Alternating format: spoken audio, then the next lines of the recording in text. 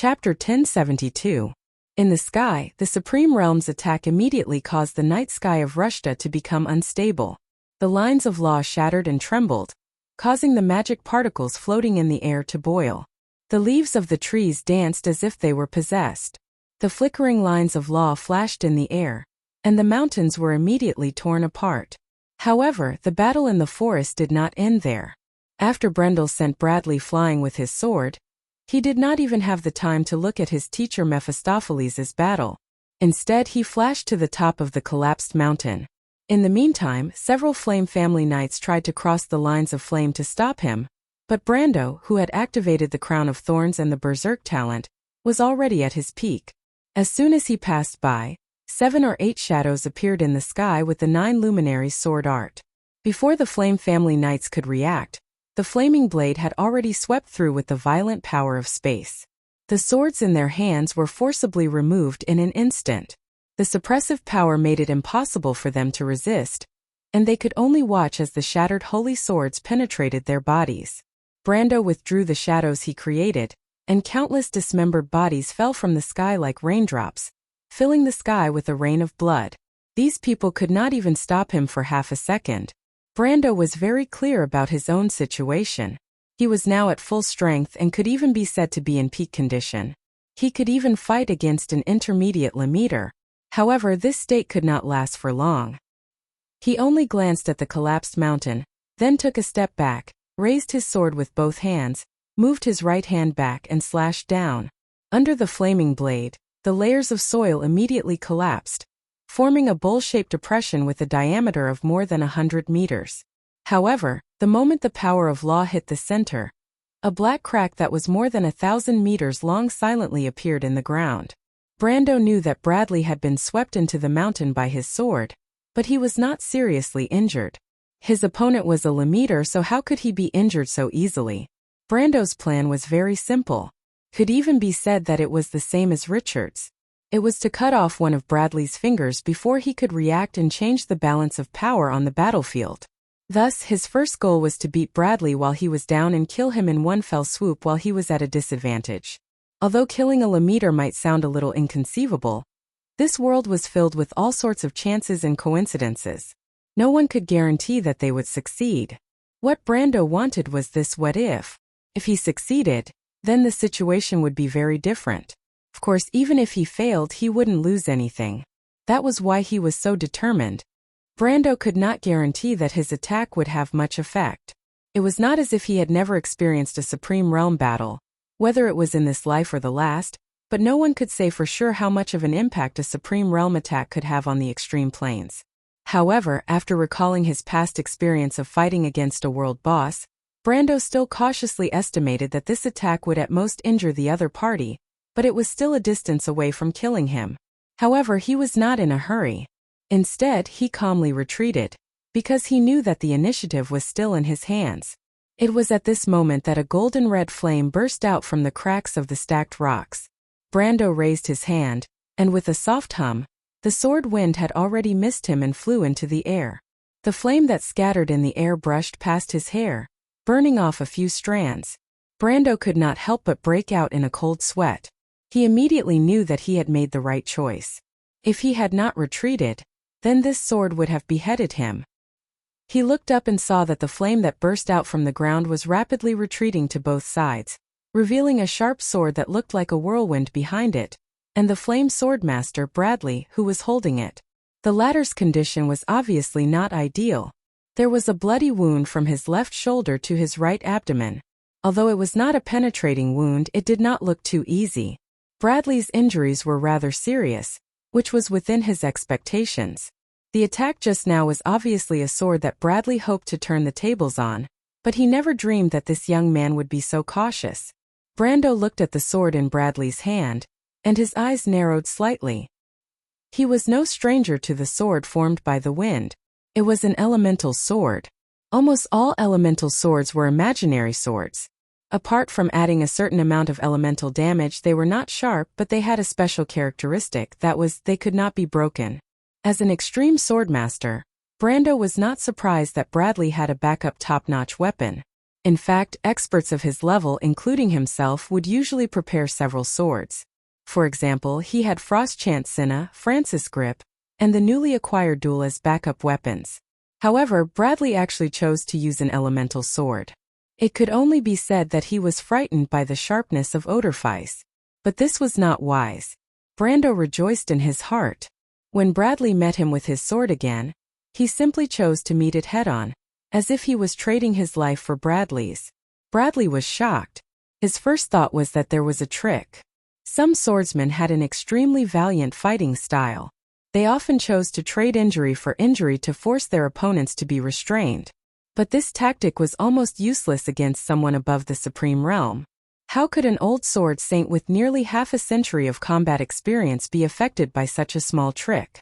But when his sword continued to move forward, he found that what happened next was somewhat beyond his imagination. Before the sword in his hand touched Brando's body, it seemed to have hit an invisible barrier. This barrier did not have any resistance, and it was not like any kind of defensive spell he knew. But what he saw was that the wind sword in his hand actually dissipated when it passed through this barrier. After being stunned for nearly half a second, Bradley finally understood what he had encountered. Willpower barrier. At that moment, he almost wanted to curse because the main damage of the elemental sword was magic damage. But magic damage was almost useless against Brando's monster-like willpower. But how could Bradley think that a human would have such an amazing willpower barrier? For a moment, he almost thought that the Brando in front of him was not a descendant of Darius, or that the Earth Sword Saint himself was a dragon or something else. But in short, it was impossible for him to be an iron person. But no matter what he thought, he could only watch helplessly as his opponent's sword pierced his chest. It was supposed to be the left side of his chest, where his heart was, but at the last moment he managed to avoid hitting his vitals. Bradley immediately let out a blood-curdling scream. He stretched out his hand and pushed the sword away with all his might. The shattered sword was pulled out of his chest, bringing with it a large amount of dazzling blood and rising steam. He pressed on the wound with one hand and desperately retreated. Because the sword almost tore a third of his lung, he almost immediately coughed, and the fragments of his organs spewed out along with the blood foam. But Brando did not seize this opportunity to pursue. This was because he had also suffered heavy injuries. After all, Bradley's sword still caused him damage. He glanced at the data panel, and he had lost more than a quarter of his life. This was the result after more than 90% of the damage was offset. The gap between the Supreme Realm and the peak of the law was indeed like a chasm. He coughed softly, looked up, and saw that one of the Empire's twin paragons, Willick, had finally rushed over. There was no chance. Brando felt that it was a pity. The opportunity to kill an Empire's Supreme Realm was right in front of him, and he was almost successful. But as he understood, this world was always full of opportunities and coincidences. There was nothing to regret. Willick happened to witness the scene of Brando seriously injuring Bradley in midair, and he could not help but feel a sense of disbelief. Although Bradley was only considered a second-rate Supreme Realm in the Empire, he was still a Supreme Realm. And yet, the number 3 figure of the Holy Cathedral of Fire had been defeated by a young man in his early 20s. He was well aware that his own level was probably lower than Bradley's, so for a moment, his heart was filled with a strong sense of vigilance, afraid that he would accidentally lose his reputation in a fight with a junior. In fact, he might even end up dead. Therefore, he originally had the opportunity to kill Brando at the first moment, but he still cautiously attacked from afar, intending to test the waters first. The sword flashed, and a flash of light arrived first. At this moment, Brando was rather helpless, and he could only give up on pursuing and block with his sword. The sword collided with the holy sword Odorfice in his hand and was immediately deflected to one side, sweeping towards the forest on the side. It was as if an invisible razor had sliced through a patch of ancient trees, causing the forest near the Cold Dew Manor to immediately become bare. Brando, who had noticed this scene, could not help but secretly curse in his heart. He was afraid that after this battle, this famous place of the Empire would really become a worthless wilderness. He heard that the owner of this place seemed to be the royal family. He did not know if Her Majesty the Queen would be heartbroken after losing so many people. After blocking the sword, he actually felt a faint numbness in his arm. He could not help but immediately become vigilant, knowing that this was a sign that his crown of thorns was about to lose its effectiveness. I can't drag this on any longer, Brando thought to himself. His gaze swept across the sky, taking in the battle in the air. At this moment Mephisto and Royer were long gone, and the battle between Richard, Saipan, and Vala could be said to be earth-shattering. Saipan had already reflected the land of floating stones in midair, which was a scene in the elemental plane of Earth. In this domain, most of his defensive spells were greatly strengthened, but even so, he could only barely block Vala's attack. Before Vala became a holy sepulchre, he majored in the Nord Holy Words, which was an extremely ancient holy spell. It was said that it was related to an ancient clan called Reiser. This clan did not have a fixed residence on the continent, and traveled as their religion. Their power also came from the myths and legends of many worlds, and to make the legends manifest in the material world. This was the ultimate meaning of this holy spell. Vala raised his hand and summoned 2 trumpeter angels. These were the envoys of the gods in the myths of the heavens, possessing strength close to the lower level of the elemental truth. Vala, with the strength of the peak of the elemental truth, summoned creatures of the lower level of the elemental truth, and it seemed to be effortless. The Nord Holy Words were so unreasonable. He also held a golden sword in his hand. How terrifying this sword was. Vala held the sword in his hand, and every time he stabbed, there would be a ray of light. As long as these rays of light shone on Saipan's defensive spells, no matter whether the spells were of the 7th circle, 8th circle or 9th circle, they would immediately vanish. Brando even saw Saipan's absolute barrier spell, which was actually pierced through by the other party's sword. And it should be known that this was the top spell of the 11th circle of law magic, which could be said to be the highest level of magic that mortals could master in the mortal world. Therefore, he immediately understood the identity of the sword. It was also one of the most legendary holy swords, Light of Contempt, the top artifact forged by the Light of the Golden People Martha. It was said that it once killed the Butcher of Truth, Kudger, and was later lost in the Battle of Ebabel. Some people said that it broke in that battle, then turned into starlight and disappeared from the world. This sword had a characteristic, and that was to break all spells. In other words, it was said that there was a line of description in the attributes of this sword. It was only 4 words, but it was enough to explain everything. But because it had existed in legends, Vala could use the Nord Holy Words of vision and faith to manifest it from the long river of fate. Although the power was not as good as the original, it was enough to defeat Saipan. Even Saipan the Tower Rebel had no way to break through Vala's defense circle, let alone Richard the Imperial Gate. Although the Flame Family Knight Regiment commander was known as the strongest defense of the Empire, it was only defense. In fact, he had been roaring in midair for a long time, but he couldn't do anything to Vala. Vala was fighting against 2 enemies, but he still had the upper hand in the battle. If he didn't know that the Nord Holy Words had a weakness of consuming too much energy, Brando would almost think that this great sage was invincible. But in any case, Vala was an existence that had 1 foot in the sage realm. Legend had it that after the War of the Holy Saints, because the Sea of Magic was isolated from the world by the Dark Dragon, there had been no one who surpassed the supreme realm among the mortals for more than 1,000 years. In other words, Vala represented the peak of the mortal world at this moment. As long as the silver person and the gold person didn't show their strength, then there was probably no one in this world who could beat him. Of course, after the arrival of the demonic wave, this situation might be broken in a very short time. But Vala could only be said to have a slight advantage. It was basically wishful thinking to talk about winning. After all, his opponents were the 2 poles of the Empire. It was impossible for Saipan and Richard not to know the weakness of the Nord Holy Words. So the current situation was no longer suitable for a protracted battle. Brando immediately made a decision in his heart, and it was at this time that Willick's sword was already in front of him.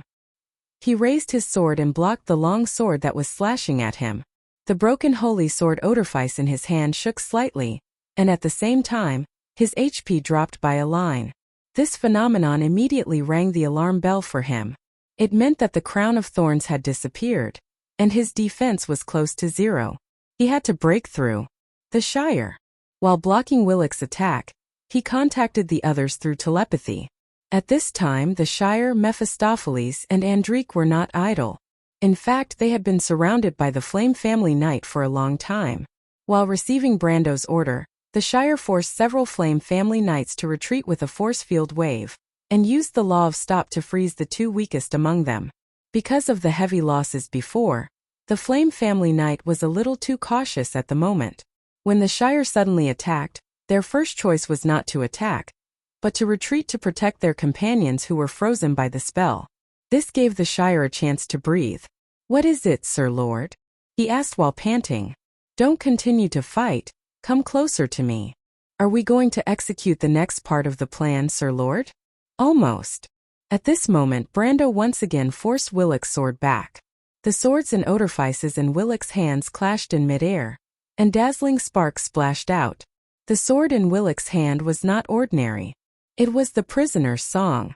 Brando knew that it was a famous ancient weapon. The characteristics of this weapon were its sharpness and indestructibility, so it just happened to restrain odorifice's incomparably high attack. With this exchange of swords, Brando felt a burst of weakness, and Willick obviously noticed it, but he could not confirm whether it was a trick or not. However, this probing attack was only temporary. After forcing Willick to retreat, Brando immediately took the opportunity to put on the double-ringed snake's pupil.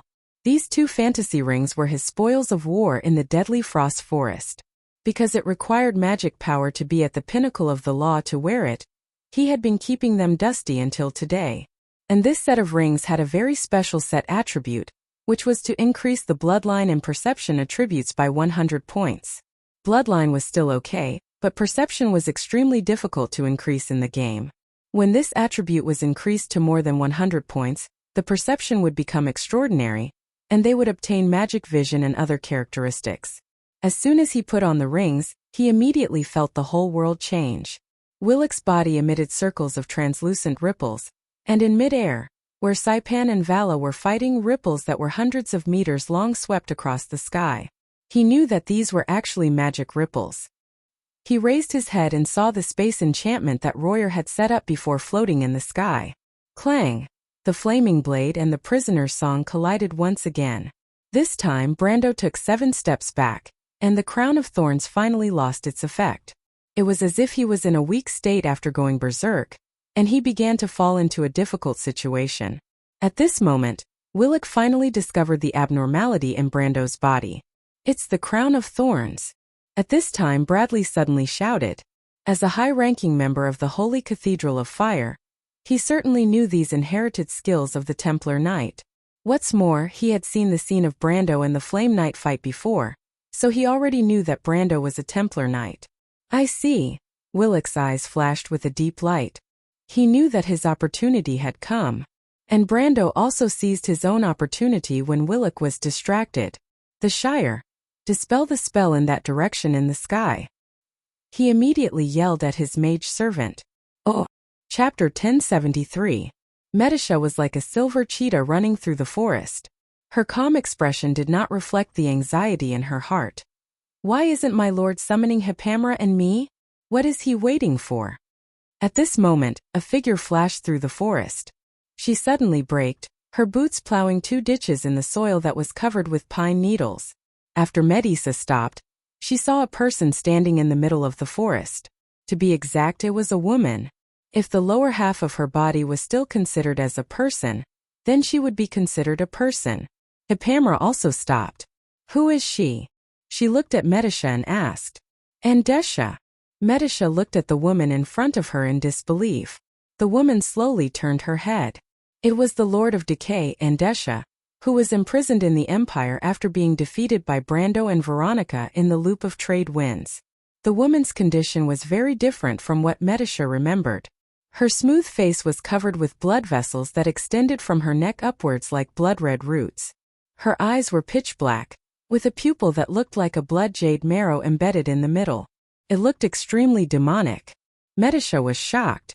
This was the mutated state of the blood of God. Most of the tree herders' patriarchs had been baptized by the blood of God once, which was why they looked like neither humans nor ghosts. However, she had never heard of anyone being baptized by the blood of God a second time. Could it be that the tree herders' research on the blood of God had progressed further? But what puzzled her the most was that Andesha should have been imprisoned in the deepest part of the Empire's prison, and not here. Why are you here, Andesha? Andesha saw that it was Medisha and smiled strangely. She did not answer and walked into the depths of the forest. Stop right there. Medisha frowned and scolded. Andesha stopped and turned back with a smile. Little princess, this time we are friends, not enemies. No one is your friend, not your enemy. Medisha knitted her brows and replied in an unfriendly tone. You better explain why you're here. Little princess, if you have the time to care about me, why don't you care about your lord? Andesha raised her head and looked in the direction of the mountain. At this time, a silver ray of light rose from the mountain where the Frostdew Manor was located. It was like a resplendent silver line that cut across the night sky, splitting the stars in the sky into two. Medisha's face was illuminated by the radiance in the air. She could tell that it was the direction of the Frostdew Manor. Her expression changed slightly, and she turned around to look at Andesha coldly. She no longer cared about the other party's intentions, and directly rushed in that direction. But just as she was about to leave, she suddenly remembered something. Andesha had called her little princess, so how did she know about her identity? This thought flashed through her mind, but soon, her concern for the Count overcame her. She forced herself to become focused again. She's Andesha? Hippamra glanced behind her. She did not experience the battle in the Loop of Trade Winds, and only knew bits and pieces about it from the people around Brando. She was not as fearful of Andesha as Medisha, and was even a little curious. After all, Andesha was once the Count's enemy.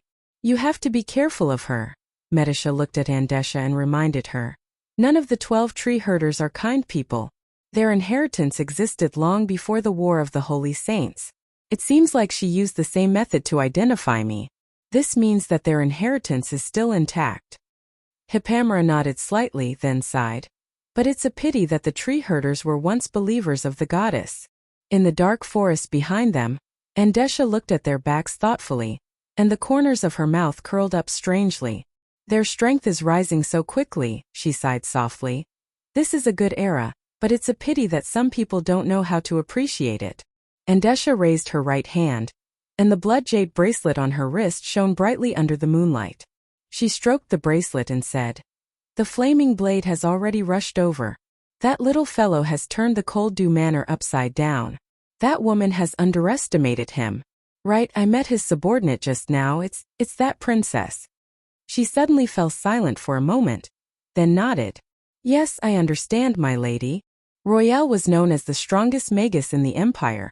An ordinary magi could only dream of dispelling his magic. However, the Shire pointed his finger forward, and countless silver threads of law extended from his hand, converging into a beam that struck the magic barrier in the air. The magic barrier trembled for a moment before disintegrating, and Mephisto and Royale's figures appeared behind it. In the eyes of others, a beam of silver light rose from the top of the mountain where the Cold-Dew Manor was located, like a bright silver line across the night sky, splitting the stars in the sky into two.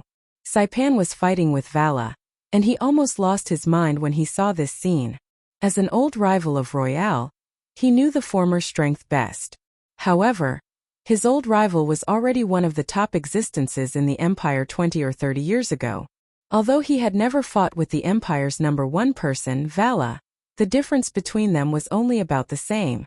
In other words, although he had not yet reached the peak of the Supreme Realm, he was only a hair's breadth away. Furthermore, Vala was known as the Lord of Mirrors, and was quite skilled in dispelling spells and reflecting spells. He had considerable attainments in the field of spells, and even Saipan was ashamed of his inferiority. Someone who could easily dispel Vala's spells. Wasn't that the legendary sage? However, Saipan knew that no mortal had set foot on the Forbidden Realm for thousands of years. He could not help but be shocked. Could it be that the Bugas finally could not help but intervene personally? At this moment he was not the only one who had such a thought. Everyone stopped in an instant and looked in the direction of the forest. After all, if the Bugas were to intervene in this battle, then the nature of the battle would be completely different. Bugas, how dare you break the contract? The Silver Queen's angry scream echoed in the sky. The Shire was slightly stunned, and immediately understood that there was a misunderstanding. He immediately straightened out his thoughts, so he raised his head and stepped forward, and smiled slightly to the air. Your Majesty, the Silver Folk have no intention of intervening in the affairs of the earth, but the sacred covenant is concluded on the cornerstone of the War of the Holy Saints, and maintaining the order of this world is also the duty of the Silver Folk. It's you. The Silver Queen's voice turned cold. The Shire. Brando was a little surprised by what was happening. He never dreamed that the people of the Empire would have such a misunderstanding. He could not help but look at his wizard attendant, knowing that the latter did not have much memory of what happened decades ago, but the Shire was smiling, as if everything was under control. It's been a long time, the Shire said with a smile. Your Highness. Brando could not help but grit his teeth, thinking that this guy was indeed better at showing off.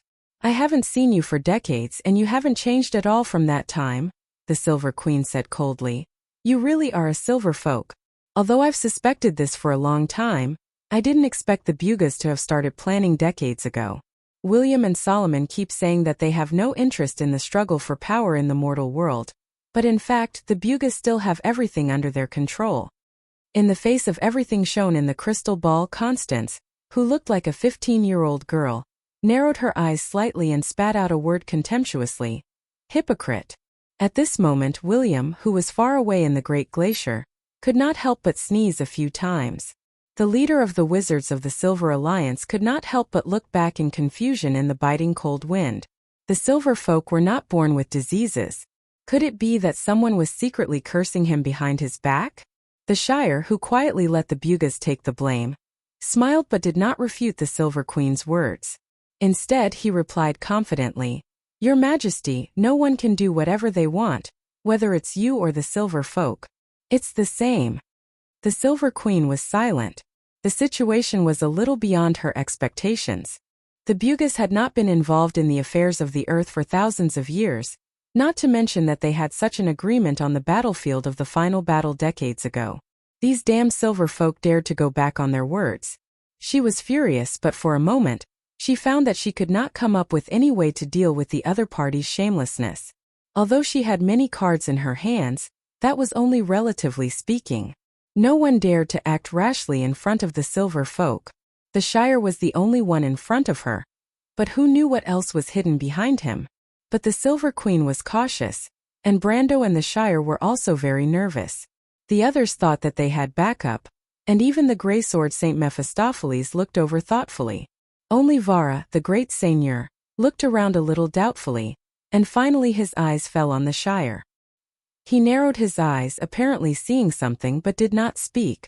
The Shire racked his brains to think of a way not to be exposed, and Brando was also thinking of a way to escape. He was a little surprised that Sydney and Veronica had not yet arrived. It was not that there was no way to escape at the moment, but it was a little troublesome. It was the misunderstanding of the Empire people, and the improvisation of the Shire that surprised him a little. At the moment it was best to scare off the Silver Queen, but the possibility was very small. He could only see how much time he could delay. But he also knew in his heart that it was also not good for him to drag this out. If Sydney did not arrive, then Her Majesty's backup should be arriving soon. Just a moment ago, he had received news from the witches that the flame blades stationed in Mulberry Castle were on their way here. The good news was that the possibility of rescuing Scarlet was a little greater, but the bad news was that if Sydney did not arrive, he would be in trouble. But sometimes what you feared most would come true. Brando had hoped that he could delay for a while, but suddenly, his face changed and he looked up. Suddenly the air was filled with an unreal aura. The surrounding scenery seemed real and illusory, just like a dream. He had experienced such a scene once when he was in Fulton Harbor. It was a high-ranking witch who had arrived at the battlefield, but obviously it was not his subordinate. In just a moment, everyone looked up in the air and saw that a new supreme expert had arrived. At this time 3 light doors suddenly opened in the sky, and 3 witches stepped out calmly, exuding an amazing aura that made the whole battlefield quiet. They were indeed supreme existences. Brando narrowed his eyes and recognized Adatrice and the Witch King. As for the last little girl, he had never seen her before and had no impression of her. But he was secretly complaining in his heart. The flaming blade was troublesome enough, And he did not expect the Silver Queen to send her personal forces over. "We can't wait any longer, we have to retreat." He forced himself to calm down, and then glanced at the Shire, but he did not pin his hopes on an illusory opportunity. Although the Bugas were famous, if a name alone could scare the Silver Queen away, then the other party's previous actions were too ridiculous. No one here would be naive enough to really believe in the Covenant, and as the Supreme of the Empire, the Silver Queen was even more so. If the Bugas had placed their strongest fleet here, or if William or Solomon had come personally, she might have hesitated for a moment. But right now, the Shire's words obviously could not change the other party's determination. The Silver Queen had not spoken yet, but Brando knew that she was just making a choice, or secretly mobilizing her secret trump card, and these witches were probably one of her countermeasures. The Shire could not delay for too long, Brando realized at this moment. The Shire also did not take the initiative to speak.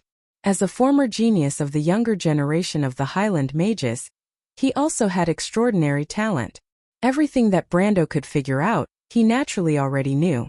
At this moment he was coping with the changes by remaining unchanged, trying to buy time for Brando as much as possible.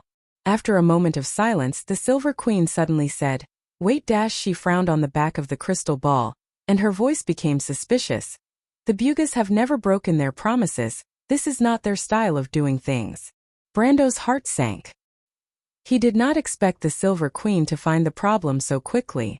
If the other party was just making a choice, then she might have some scruples when she attacked, but if she saw that the Shire was just a fox pretending to be a tiger, then she would definitely go all out. He quickly took a step back secretly and quietly gestured to Mephisto in midair. The latter had returned to the battlefield at this moment after Royal's spell was lifted. Although he had some doubts about the relationship between Brando and the Bugas, when he saw Brando's gesture, he immediately understood. "There's a misunderstanding, don't worry. I'll explain later. Let's carry out the plan first." The plan was to retreat, and Mephisto immediately put away his sword without hesitation. Oh! Chapter 1074. Mephisto and Royal had yet to decide a victor between them. When Mephisto sheathed his sword, Royal couldn't help but be stunned for a moment. He then saw Mephisto take a step back, and his figure faded into the gray domain. Royal raised his gray and white eyebrows slightly and put down his right hand. The spell in his hand suddenly disappeared. There were all kinds of rumors about Mephisto in the Empire. Some were absurd, but none of them mentioned that he was a coward. Although Royal was not familiar with Mephisto, he could see that Mephisto was not afraid of him. He thought of something and subconsciously glanced at the forest. In the forest, Brando and the Shire looked at each other. The Silver Queen was already suspicious. It was only a matter of time before she saw through their lies. The two made the same choice at the same time and fled in different directions. The two turned around and fled. Mephistopheles quickly followed Brando. Andrique was a little slower. She hesitated for a moment before choosing another direction. The Silver Queen was stunned for a moment before she reacted. "Catch them!" she screamed angrily. A terrifying force swept across the sky. It was the Witch Queen. She stretched out a finger, and a silver ring of light shot out from her fingertip. The ring of light expanded in an instant, extending to a radius of several miles, like a visible wave of water. In the blink of an eye, it engulfed the entire forest and caught up to Brando. Brando only felt the temperature suddenly drop. The biting cold wind blew and the sound of ice wolves chasing behind him could be heard. He subconsciously reached out to touch his face. His palm was wet with snow and broken ice. A thick layer of frost appeared on the forest floor from far to near, covering the piles of dead leaves, moss, and rocks. Thousands of trees withered and leaves fell one after another. However, before the leaves fell to the ground, they were already frozen. The branches were covered with icicles. When the north wind blew, it made a rustling sound. Brando landed on a piece of rock and felt something heavy under his feet. He cursed inwardly as he was unable to raise his foot. The white frost on the ground seemed to come alive as it spread up his riding boots. In the blink of an eye, a thick layer of ice had formed. This was the power of the north wind, the element of the Witch Queen. This element was one of the most important inheritances of the witches. It came from the Witch Queen, and the maids of the Witch Queen also had the same inheritance. Although it was inferior, it didn't affect the power it displayed in front of Brando. In just a breath's time he could no longer feel his frozen foot. He could not help but be shocked. The Witch Queen's strength was already at the peak of the Supreme Realm, but the most terrifying thing about her was her strength of the Northern Wind. As expected of one of the top elements of the War of the Holy Saints. Although it was inferior, it was not inferior to the elements of the few world bosses that he had seen in the past. This can't go on, Brando thought to himself. The power of the North Wind was too powerful. If this continued, he would probably be frozen in a few seconds. Gritting his teeth, Brando slightly sobered up. He focused his eyes and looked at an open space in the forest a few hundred feet away. He was ready to activate his space element to teleport himself there. Golden lines of law flashed in his eyes. He was about to find the correct order of law, but suddenly a majestic force fell from the sky and pressed down on him. Brando was caught off guard and the space element was interrupted on the spot. The power of the element instantly backfired. If he had not reacted quickly, he would have been seriously injured on the spot. However, even so, he was still not in a good condition. He groaned and his face turned pale. The connection with the element was forcibly cut off. This was definitely the power of the extreme planes. To the Supreme Realm swordsmen and wizards, they were like the giant Antaeus standing on the earth. They could obtain endless power from it. That was why the extreme planes had the term domain. It was almost impossible to defeat a Supreme Realm expert in an individual's domain.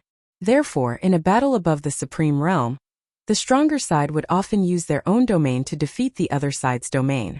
When the realm suppression was too great, the stronger side could even use their domain to forcibly cut off the other side's connection with the law realm.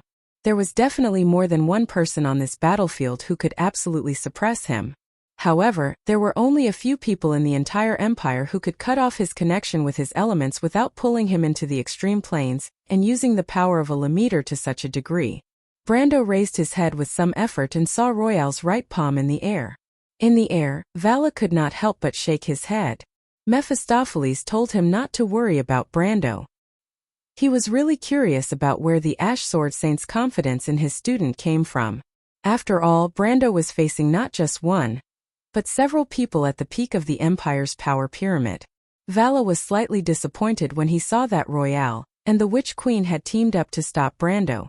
However, this result was not unexpected. Even with the Holy Flaming Blade, the difference in power was obvious. If 7 or 8 Supreme Realm experts were to let a junior escape under their noses, how could the Empire's reputation be? He was not surprised. He raised his hand and the golden flame sacred rune flashed in his hand. He was about to help Brando out, but as soon as he moved, Saipan and Richard appeared in front of him again.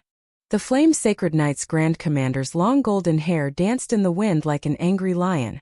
The sword in his hand shone brightly, and like a meteor streaking across the sky, the golden flame of the sword pierced towards the golden flame sacred rune in front of Vala. Although Saipan did not immediately make a move, the meaning in his eyes was very obvious. Your Excellency, your opponent is here.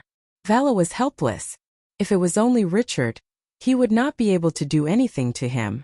However, Saipan's covetous eyes made him feel even more troubled. With a flick of his finger, the golden flame sacred rune in front of him disappeared, and a golden shield appeared on his body.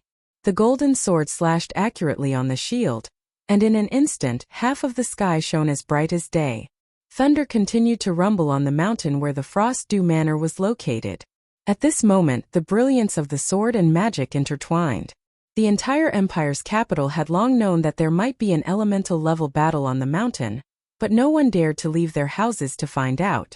The residents hid in their homes and looked through the windows at the crowd gathering on the streets with uneasy eyes. More and more people wearing cloaks and hiding their heads and tails gathered on the streets. Usually, the patrolling cavalry would have dispersed them, but today was a little strange. Until now, the city guards and patrolling cavalry were nowhere to be seen. It was as if the Empire's control over its heart had quietly disappeared. Silent uneasiness pervaded the entire imperial capital, and countless people could not sleep at night. In the frost-covered forest, the ice creaked along Brando's knees and spread to his waist. He could almost feel the strange tingling of his blood freezing in his lower body.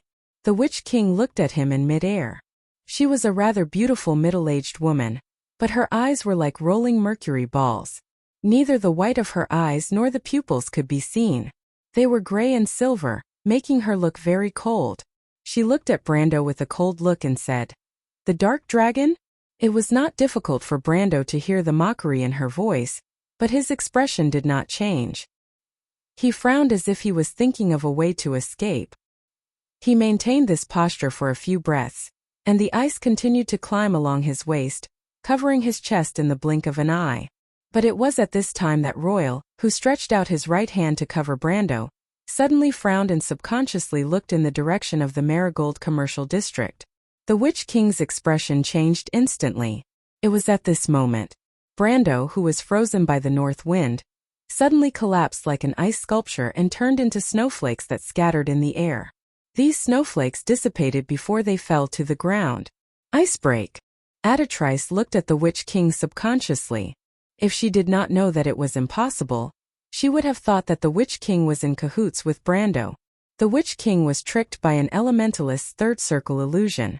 The Witch King's expression was gloomy. "Chase." She only said one word, but Royal, who was not far away, added, "Stop his men. His escape method is a little strange. Icebreak is just a trick." Adatrice looked back. Because their main target was Brando, they did not care where the Shire and the Two Little Bloodline ran to. However, the Flame family knights surrounded them in the forest, so there was no need to worry about them flying out of the encirclement. However, the moment she saw the young adept servant, she could only watch as his figure slowly faded away in the forest. Finally, he vanished into nothingness. Adatrice felt her hair stand on end when she saw this strange scene. In Wonde, there were many kinds of magic and elemental powers, but the way the young wizard servant disappeared in front of her eyes did not belong to any of them. It was neither invisibility nor illusion. Adatrice did not even feel the slightest fluctuation of magic. The lines of law on the other side of the world were as calm as ever, and there was no trace of elemental power left behind. It felt as if a person had disappeared into thin air in front of her eyes. As a witch, the mistress of the Lonely Hill, Adatrice had a strange thought at this moment. A ghost? She looked in another direction, and saw Andrique and Mephistopheles disappear into the forest in the same way. Almost all the Flame family knights surrounding them were stunned. "He's at the edge of the Marigold business district," Royal's eyes flashed, and he finally confirmed his guess. "It's not magic. It's also not witchcraft." The Witch King replied with a gloomy face. "I also didn't feel any trace of elemental power." The youngest girl replied with a smile. After that, Royal and the Witch King could not help but fall silent. If it was not magic, nor was it the power of elemental power, nor did it borrow the power of the witch's dreams, then what kind of power was this? The key point was that they could not detect this kind of method. In other words, this kind of power was beyond their understanding. "I seem to have heard of such power before." After a moment of silence, Royal suddenly frowned and replied, "But..." The Witch King's eyes flashed, and she did not say a word. She had also heard of such power. But that was a story that belonged to a distant era. The person who once had it had a title that was unprecedented in history. He was called the Dark Dragon by the world.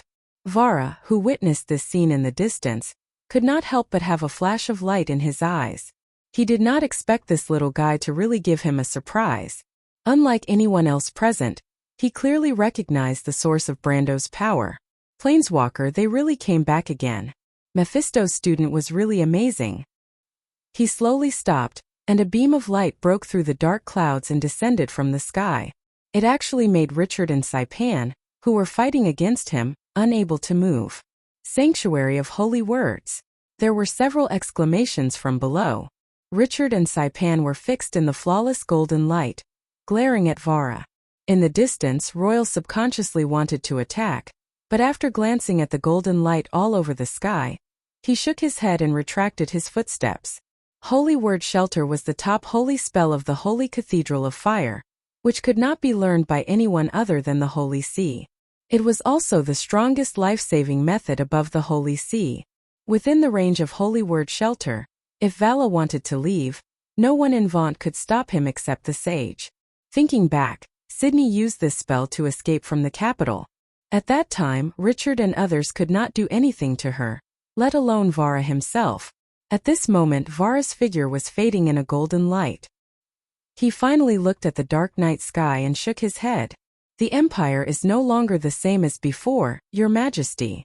Teacher, are you also going to betray the Empire and stand in the position of others to fight against me? The Silver Queen's voice calmed down, as if she was not angry at Brando and others for escaping. Vara sighed. In the time of the princess, he was indeed one of the many teachers of the Silver Queen. At that time, the little princess' talent in the way of the golden flames had amazed everyone. If she were not a member of the royal family, she would have probably surpassed Sydney to become the next Holy See of the Holy Cathedral of Fire. You were once the kindest princess of Cruz, Vara sighed. If you are willing to return to the right path. I have never been more convinced that I am on the right path than I am now. The Silver Queen replied coldly. Bigotry has blocked your vision, Your Majesty. On the contrary, it is you who cannot see the road ahead. Vara shook his head, and his figure turned into a golden shadow. Finally, the clouds closed, and the golden light only existed in the memory of the people present. As if everything that had happened before was just an illusion, only a long sigh echoed over the forest. The Silver Queen did not speak for a long time. The supreme class masters above the forest subconsciously looked at the night sky. Everyone more or less felt a little uncomfortable. 7 or 8 supreme class masters came together, but they could not even stop a young man at the peak of the law. What made them feel most ashamed was that not only did they not stop the other party, but they also let the other party escape unscathed after turning the Frostdew Manor upside down. Among all the people present, the Witch Queen's face was the gloomiest, followed by Willock and the injured Bradley. Royer, who had failed in the end, looked calm. After a moment of silence, the Silver Queen's order came again. No need to chase, return to the White Rose Garden immediately. Oh. Chapter 1075. Mulberry Castle was located on the shores of a small lake, called Hazeroy to the west of Rushta. At the turn of summer and autumn, the surface of the lake reflected the castle and the distant horizon. The snowline of the Hazeroy Mountains was a stark contrast against the tall forests and white maple trees. It was one of the most famous scenic spots near the imperial capital, but it was also a royal garden. However, the imperial family did not often stay here. They would only spend the long summer here to avoid the heat. After the Silver Queen, Constance, ascended to the throne, the castle was used even less frequently. She might not even visit it once in 2 or 3 years. Even if she did visit, she would only stay for less than a month. Even so, there were still groups of servants and imperial guards stationed in the castle. Half a month ago, a group of mountain maidservants had been replaced in Mulberry Castle. In addition, the Flaming Blade Knight Regiment had swapped in with the imperial guards. This made the castle much livelier. But tonight, this ancient and elegant castle by the lakeside was unusually quiet. The silver moon, Timmy's, moved slowly above the nearby forest. The white maple's shadow extended forward with the moonlight, crossing the fence and the forest path, leaving a shadow on the castle walls. The wind pushed the clouds above the night sky. A moment later, the shadow on the castle walls began to move and rise from the ground. It gradually formed into a woman dressed as a witch with a veil draped over her face. The woman stood by the battlements for a moment and looked into the courtyard in confusion. The courtyard was pitch black, and there were no lights in the stables. There were no hidden sentries or patrolling guards on the castle walls. Normally, the servants would be asleep at this time. However, the castle would at least have a minimum amount of defensive power. It would not be as silent as it was now. She frowned and walked to the edge of the castle walls. The moonlight pouring down from the clouds seemed to materialize under her feet, forming a flight of stairs. She walked down the stairs and arrived at the courtyard. A faint silver radiance spread out in all directions from her body, sweeping across the entire castle in the blink of an eye. The woman raised an eyebrow as if she had realized something. However, it was at this moment that she suddenly looked back in the direction she had come from. She seemed to have heard something and was about to leave, but it was at this time that a trace of anger flashed in her eyes. She raised her right hand, and a crystal ball the size of a palm suddenly appeared in her palm. Several images were constantly changing on it, like flickering lights and passing shadows. If it was an ordinary person, they would not be able to see it clearly, but she could engrave one of the images in her eyes in the blink of an eye. If Brando was here, he would definitely recognize that it was the scene inside the Cat and Beard Inn. The woman raised her hand, and the crystal ball in her hand instantly turned into silver dust. Her body also shattered like broken glass, melting into the moonlight in the blink of an eye. As soon as the woman left, a few small black shadows landed lightly on the city wall behind her. They were cats. The black cat at the front had a big bow tied around its neck. It looked around curiously, and when it opened its mouth, it spoke in the characteristic sweet voice of Sugar Pot. "Strange, why is there no one? Even if the night regiment has been led away by the Lord, there should at least be guards in the castle, right?" Behind the black cat, a yellow and white striped cat suddenly showed a nervous expression when it heard this. It hurriedly reminded her softly, "Shoo, lower your voice, Mississippi. It's good that there's no one here. Do you want to attract everyone here?" "Babasha, what are you afraid of? Haven't we confirmed that the Knight of the Sword of the Flame has already left, either to support the Lord's battle, or to deal with those strange guys in the city? Anyway, they won't be here. The rest of the guys combined are no match for me. Miss, it's better to be safe than sorry. It's better to be careful." Babasha looked around nervously. "This is the Empire. Don't forget that Adatrice and the others are here too."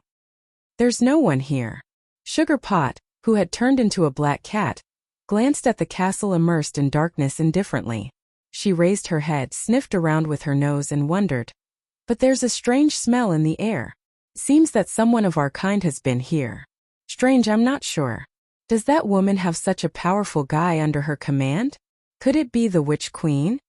Babasha was startled. "That woman can't be here." "Well," Sugar Pot nodded, "it's really not her scent. Strange, is there such a powerful guy in our generation of witches? Let's get down to business, miss." Sugar Pot jumped down from the city wall and landed steadily on the meadow in the courtyard, just like a real cat. It didn't make the slightest sound. Behind her, including Babasha, the three witches who had turned into cats also jumped down one after another. They walked around the courtyard but found no one. "There's no one here, miss." The one who spoke was the white cat behind Babasha. Although it looked the smallest, it spoke with the voice of a middle-aged woman. "That woman is really unreliable. Be careful, miss, this may be a trap." Hearing the word trap, Babasha's hair stood on end. She subconsciously looked back, but the courtyard was as quiet as before. "Relax, Babasha, even if there's a trap, it's for the Lord. The Silver Queen has no interest in an old woman like you." "Miss," the white cat who spoke earlier suddenly spoke again. "There's someone in the castle." Sugar Pot nodded. She also noticed it. Front left, third room. She walked elegantly like a cat to the window of the room. With a light jump, she jumped onto the windowsill and reached out her claws to fiddle with it twice. She opened the window a crack, and a strong smell of alcohol immediately wafted out. "That's why I hate drunkards." Hobsbawk was indeed a drunkard. He was a dwarf from Ambrose. He was addicted to alcohol, but he was also the best horse trainer in the entire empire. The royal family hired him to be the equestrian master of Mulberry Castle, but he dared not drink on normal days. No matter how careless the dwarves were, they would never dare to ignore the strict rules of the royal family. Moreover, he cherished the current job very much. Not to mention how rich the collection in Her Majesty's stable was. Just his identity as the strongest royal horse trainer of the empire was enough to make him feel extremely proud. But today was an exception. The royal guards were replaced by the Knights of the Sword of Fire. The servants in the castle were also transferred earlier. He had to help take care of the knights' horses, so he was left behind. As a result, a few hours ago the knights also left. Now he was the master of this empty castle. He did not dare to touch the royal wine cellar in the basement, but there were a few barrels of fine wine stored in the kitchen. Although they were not as good as the royal collection, they were enough to satisfy his craving for alcohol. He lay on a few bags of flour in a daze.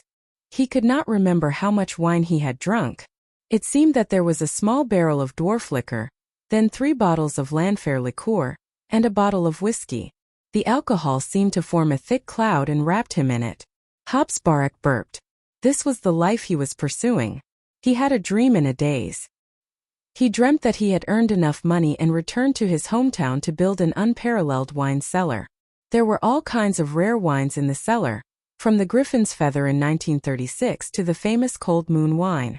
This wine was produced in the year of the cold moon, and was almost destroyed by a snowstorm in the winter of that year. However, because of this, it had a unique cold taste. It was the top collection of every royal family and aristocratic family. He dreamt that he had invited guests to a banquet. There were famous drinkers as well as people of noble upper-class society. On the long table covered with white cloth, there were all kinds of silver plates, piled with famous wines and colorful fruits and vegetables from all over the world. A black cat with a bow on its head was walking back and forth in the middle of the table. Habsburg was stunned for a moment.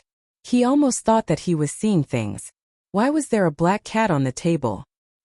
He could not help but rub his eyes subconsciously. It turned out that there was not only one cat on the table, but also 2 white cats and a tabby cat. He could not help but sit up. He was about to be furious at the servants in his dream, but before he could say anything, he saw the black cat talking to him.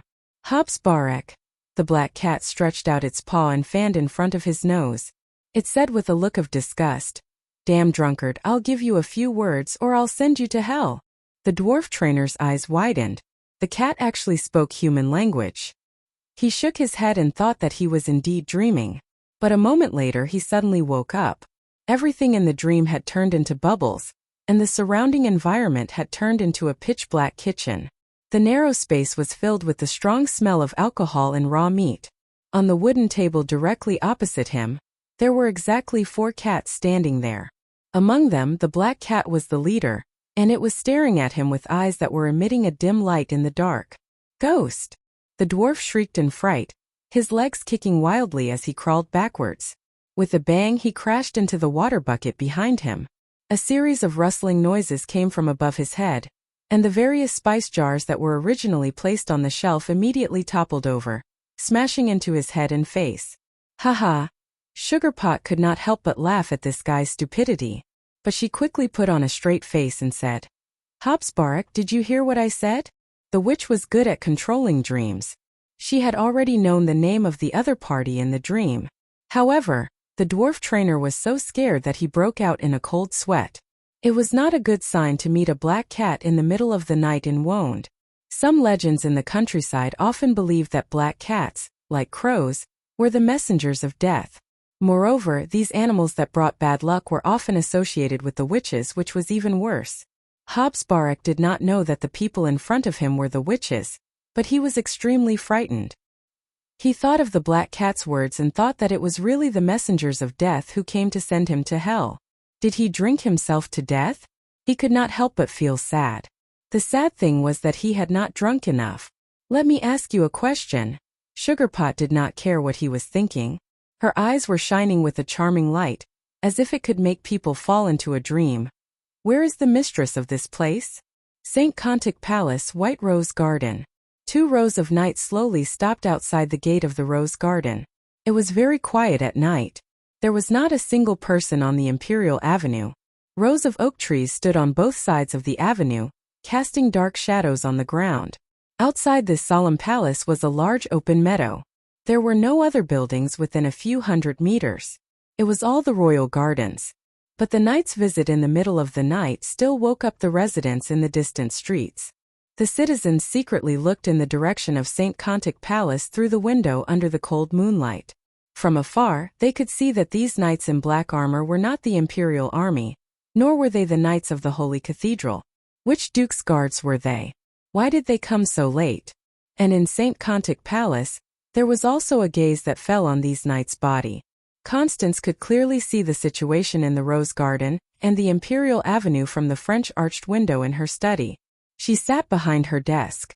The light from the crystal ball beside her hand had long since faded. She could no longer see the scenery of the forest near the Frost Dew Manor. It had become dark, and a sliver of moonlight was reflected at the edges. There was no one in the room at this moment. Only the Dragon Queen stood silently in the darkness. She did not speak. Her Majesty the Queen did not speak either.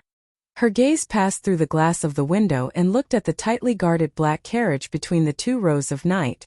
She watched as the carriage door was opened by a knight. A maid alighted from the carriage. She had fiery red hair and bronze skin, the typical characteristics of the mountain people. After the maid alighted, she bowed slightly and then helped a well-dressed princess down. That was her countess. Only then did the Silver Queen reveal a proud expression. "When will our prince arrive?" she asked. "He's on his way, Your Majesty," the Dragon Queen replied in the darkness. "The officials have been waiting in the hall for a long time." After a while she said, "Your Majesty." "It's fine," the Silver Queen replied. "Let me be alone for a while, Gwendolyn." The Dragon Queen nodded but did not move. "Those rats are making quite a ruckus today." "Yes, I just asked. The city guards have been drawn over by the battle over there." "Then go tell my dear Knight Commander what he should do now." The Dragon Queen nodded. Come back before the main course. That's the theme of today's banquet." Only then did the Dragon Queen's figure retreat into the darkness. Then came the sound of the door opening. Finally there was a click, and all the sounds turned into silence. Constance silently looked at the night scenery outside the window, not saying a word. "You were once the kindest princess in Cruz. If you are willing to return to the right path." "I have never been more certain that I am on the right path than I am now. Bigotry has clouded your vision, Your Majesty. On the contrary, you are the ones who cannot see the path ahead." An illusion seemed to extend before her eyes. Chapter 1076. The wind blew through the wilderness of the 4 realms. It was the sea breeze from the Silver Bay, or the summer breeze from the White Mountain. The airflow flowed over the sky, pushing the cotton-like clouds slowly towards the north. At the place closest to the skyline, the clouds were like a goddess, reaching out from the clouds to touch the rolling hills in the distance. When the wind blew over the hills, the meadow rose and fell in turn, forming stripes of different shades. The forest was located in the south of the Yundun area, like a dark green shadow, mixed with many tree species such as the thick-leaved maple and Elson black pine. The gray and white trunks were hidden in the shadows like toothpicks.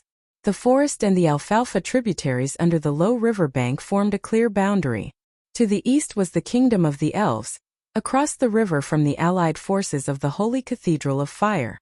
"Mr. Darius, have you ever seen such a magnificent scenery in your hometown?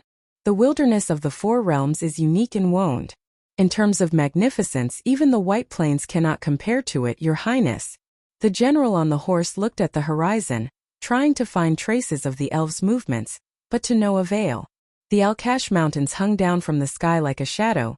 The clouds on Whistling Peak did not disperse all year round, and a few eagles soared in the sky. He looked back at the princess of the empire. His face was chiseled, full of fortitude, and vaguely similar to Brando, but his lips were thinner, and his brow was deeper, full of the characteristics of the Highlanders. A pair of brown eyes were bright, as if they could not support the strong will of their owner. But Erewhon has its own beauty, just like the Empire, the mountains of Cherepet, the pine needles of Elson, and the ruins of the high towers on the highlands. I understand, Erewhon is the only place of civilization and order created by the sages after the year of the return of glory. There is no more glorious land than it. Its people are hard-working and brave, and the nobles who lead them are excellent and glorious. The princess looked at the knight beside her without blinking. "You flatter me." The princess smiled slightly, then turned her gaze to the horizon, her eyes as gentle as water. "That is the kingdom of the elves. The wind elves turned their eyes to the north after the summer. They do not seem to intend to fight with us in the wilderness of the 4 realms. Perhaps they will enter the mountains." Before and for a long time after the War of the Holy Saints, the 4 sages, Gretel, Saint Tassel, Fanzin and Elanta, were close to each other, but now we see each other as enemies. "Is that why Your Highness is fighting for peace in the Empire?" "Yes, but this holy war is too tragic. Who knows how long it will take to wash away all the blood that has been spilled. But I know in my heart that there is nothing wrong with killing each other in order to compete for living space. From my point of view, I cannot blame my country and allies. It is the same for the elves. The sages once expanded the territory, but since the end of the Age of Chaos, the knight who pioneered the land almost disappeared. It is not because people are stubborn, but because the power of order is declining. The fire produced every year is less and less, and it is not enough to replace the fire that is about to die of old age. The Parliament of Nobles even legislated to limit the number of new territories each year, in order to prevent the mature lands of order from declining because of lack of replenishment. The princess said softly, "But we cannot tell the people this for fear of causing panic. What should we say? Should we tell them that Lady Martha is abandoning us? Last month, my teacher Vala and the Great Holy See discovered that someone in the upper echelons of the Holy Cathedral had joined all for one. Although it was only an archbishop, the meaning behind it is disturbing. It shows that our faith is declining, and people are becoming more and more confused. If this trend is not stopped, the consequences will be unimaginable." The general listened quietly. "I have a plan. I hope to go to Saint-Ossol-en-Fanzon after this holy war. On the one hand, it is to eliminate hatred. On the other hand, I believe that the Holy Cathedral of Fire is not the only one who is confused. All civilizations should have encountered the same trouble. 1,000 years ago we could form a sacred covenant and fight together for a goal. 1,000 years later we can do the same. If I cannot persuade the Holy Cathedral of Saint-Ossol-en-Fanzon, then I will go to the Ring of the World and find a way to seek the approval of the Great Holy Sage. Lady Eloranta will stay to protect this world. She will not sit idly by." "As the Princess of the Empire?" The princess nodded. "Mr. Darius, are you willing to be my knight? It would be an honor." The princess smiled knowingly. "This is my dream, Mr. Darius. I have never told anyone. I hope that the 4 holy cathedrals can return to the era of glory. In the distant future, we will open up a wider territory. The civil war between civilizations will thus be eliminated. I want to prove that what the 4 sages did was right. Once we succeed, people will no longer be confused." The general nodded thoughtfully. "If such a day really comes, I will feel honored to be your knight, your highness. But it is difficult. We may not see it in our lifetime." "It is difficult, but there will always be successors. No matter how lofty the ideal is, there will always be a lack of people who will fight for it." The princess nodded. Constance looked at the face that seemed to be reflected in the mirror. She stood face to face with her. The soft face was full of kindness and persistence. The light silver eyes flashed with longing and hope for the future. But there was not only naivety in them, but also a strong and indomitable will. That face was both familiar and strange to her. Her face was pale, and the muscles on her face were tense, as stiff as stone. "Enough," she growled in a low voice, her hands clutching her hair so tightly that her knuckles protruded like ghost claws. The scene became fragmented and blended into the darkness of the study. The heavy curtains reflected the lights of the city in the distance. The tall bookcase stood quietly in the shadows. The desk was scattered with documents on parchment. The signatures on them seemed to be written in blood, and were extremely eye-catching in the dim light. Outside the study, Dragon Queen Gwendolyn silently withdrew her gaze and shook her head. "This is fate. It is laughable and true, but not worthy of pity. Because everyone has to face it, and no one is more noble than anyone else." On the day of the destruction of Babel Tower, they also felt the same bone-piercing pain. She turned around and walked out of the corridor. In the guest hall, a knight had been waiting for a long time. He seemed to be restless. Gwendolyn took in his expression and replied, "Her Majesty does not wish to receive guests for the time being. She has entrusted me with full authority to handle emergencies on her behalf." "Speak, what is it?" "My lady, please forgive us for not being able to contact Marquis Baroque. Before he left at noon yesterday, he sent Her Majesty an order to strictly order the city guards of Ginkgo Castle to leave their garrisons. However, before evening, our informants sent news that the cultists are inciting riots in the city. Now thousands of people have gathered in the Marigold Commercial District and Silver Horse Square. If they are not stopped in time, the consequences will be unimaginable."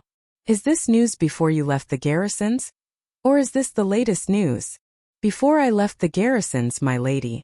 "How much time has it been?" "Half an hour." "What about the patrolling knights?" "I do not know, my lady. I did not see them on the way here." "That is good." The knight was slightly stunned. He looked up and saw the countess in front of him, Gwendolyn's identity on the surface. A strange smile appeared on his face.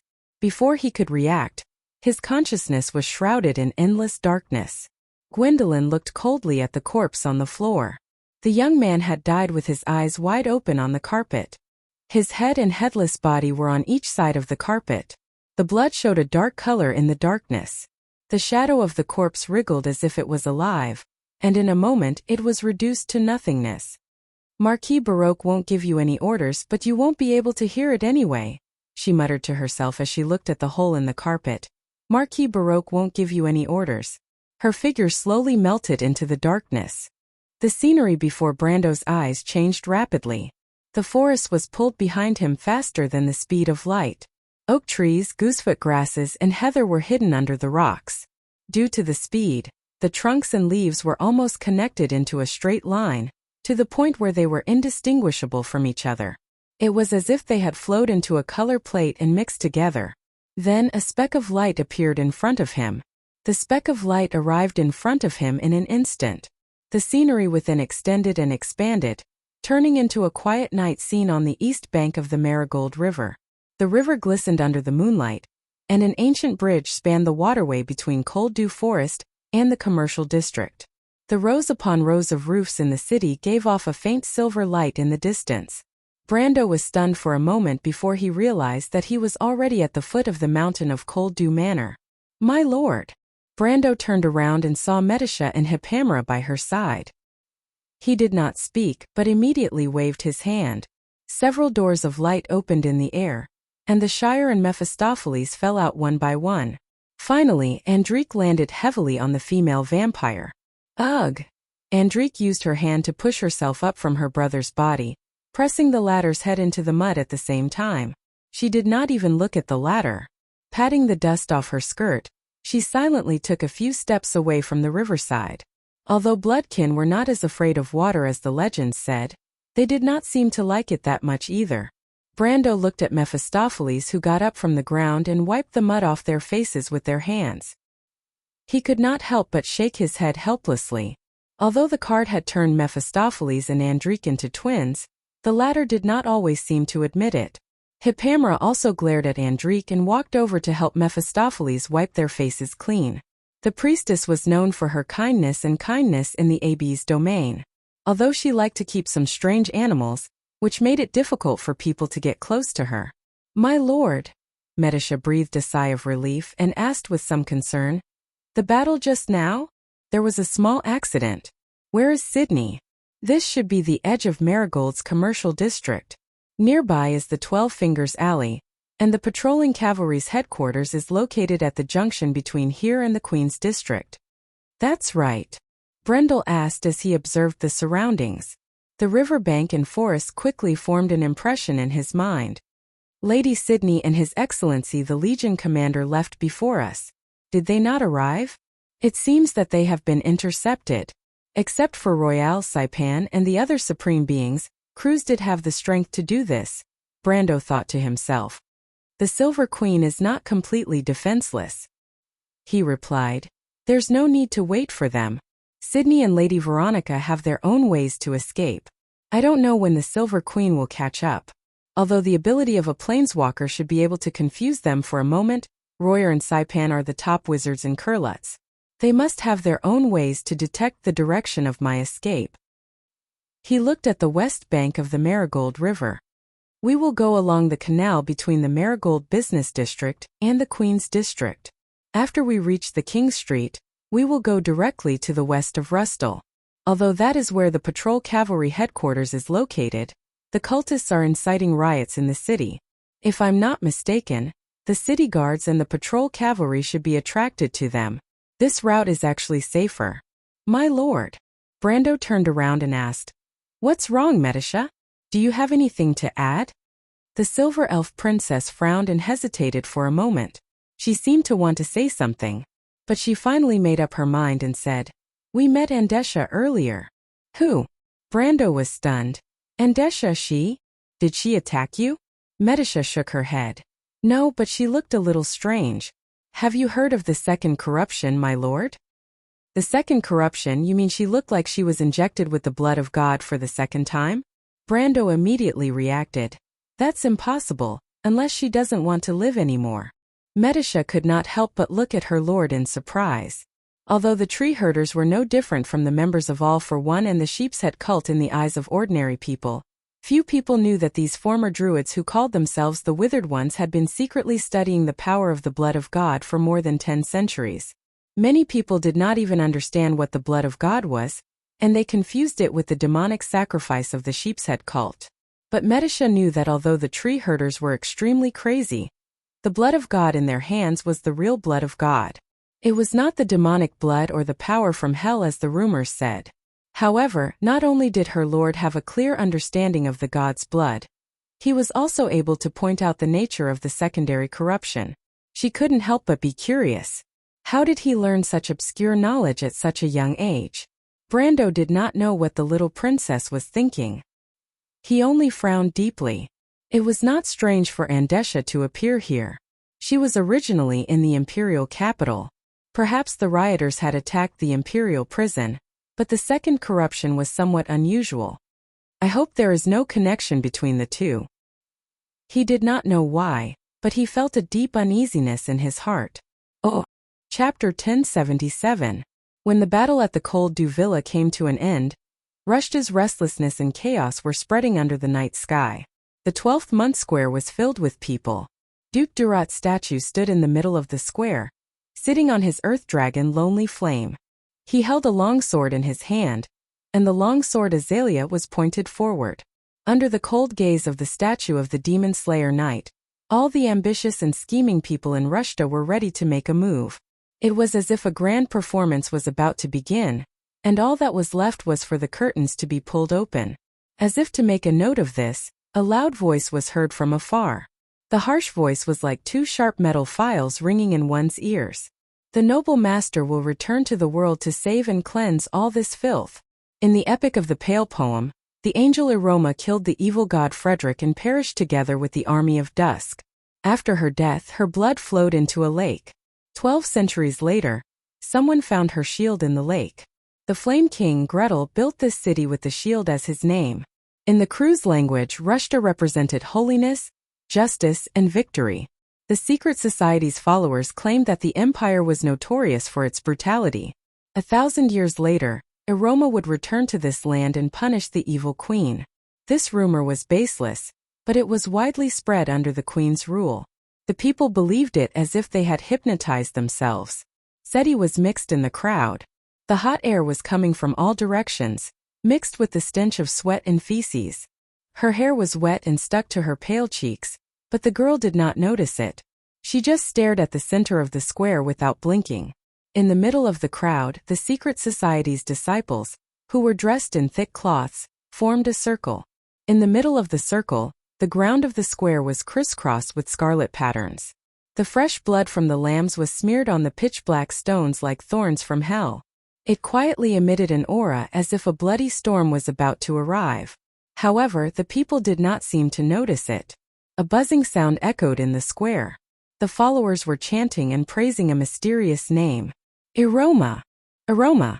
A powerful and oppressive aura filled the air. The crowd was in an uproar. Then someone shouted as if he had gone mad. The fanaticism soon spread. The crowd seemed to be possessed. Everyone raised their arms, sweating profusely and shouting at the top of their lungs. Seti was soon separated from Al in the crowd, but she did not realize it. She raised her arms as well, and a ring of fire seemed to be reflected in the depths of her blue eyes. She seemed to have found a quiet place in the crowd. She saw the archangel holding the sacred sword step out of a white light. The angel swung the sword in the direction of the empire's palace and the palace. Seti saw the evil empire burning. Nobles screamed and the queen in the flames. She saw her brother who had lost his life in the war in the south. She saw that hateful war, and she saw all the people who had created this pain, the people in power she hated, and even the people who were indifferent and numb. They were all turned into ashes in the flames. Oh, that's right. Burn them all. A voice echoed in her mind. Burn those damned rulers. Burn those fat nobles to death. Burn those heretics. Burn it all, this evil and filthy world. Seti saw someone pulling her from behind. Arl? She came back to her senses. She turned around and saw a disciple of the conclave standing behind her. The other party's entire body was covered in a thick black cloth. Only one of his eyes could be seen, shining with an icy cold light. For a moment, Seti thought that she had seen a poisonous snake. She instinctively took a step back. The bishop is looking for you. The bishop is looking for me. Seti was stunned for a moment before she remembered what El had told her in the afternoon. She looked around but did not see her lover. Where's El? She asked. You will find him after the ceremony, the disciple said coldly. Seti did not dare to say more. She knew the consequences of disobeying the bishop. She nodded silently and followed the disciple out of the crowd. The two of them walked into a shop near the square. It looked like a bakery. The outline of an oven could be vaguely seen in the dark room, but several tables had been overturned. The floor was a mess. Behind the overturned tables stood several conclave members in the same attire. The bishop was standing in the middle of them. The bishop was a kind-looking old man. His wrinkled face seemed to glow with kindness. His sparse white hair covered his bald head, and under the shadow of his hair, there were a few age spots that looked like dirt. When he saw Seti, he nodded gently and said, Good evening, Seti. Good evening, Your Excellency, Seti said, looking a little uneasy. Don't be nervous, my child. I have something to tell you.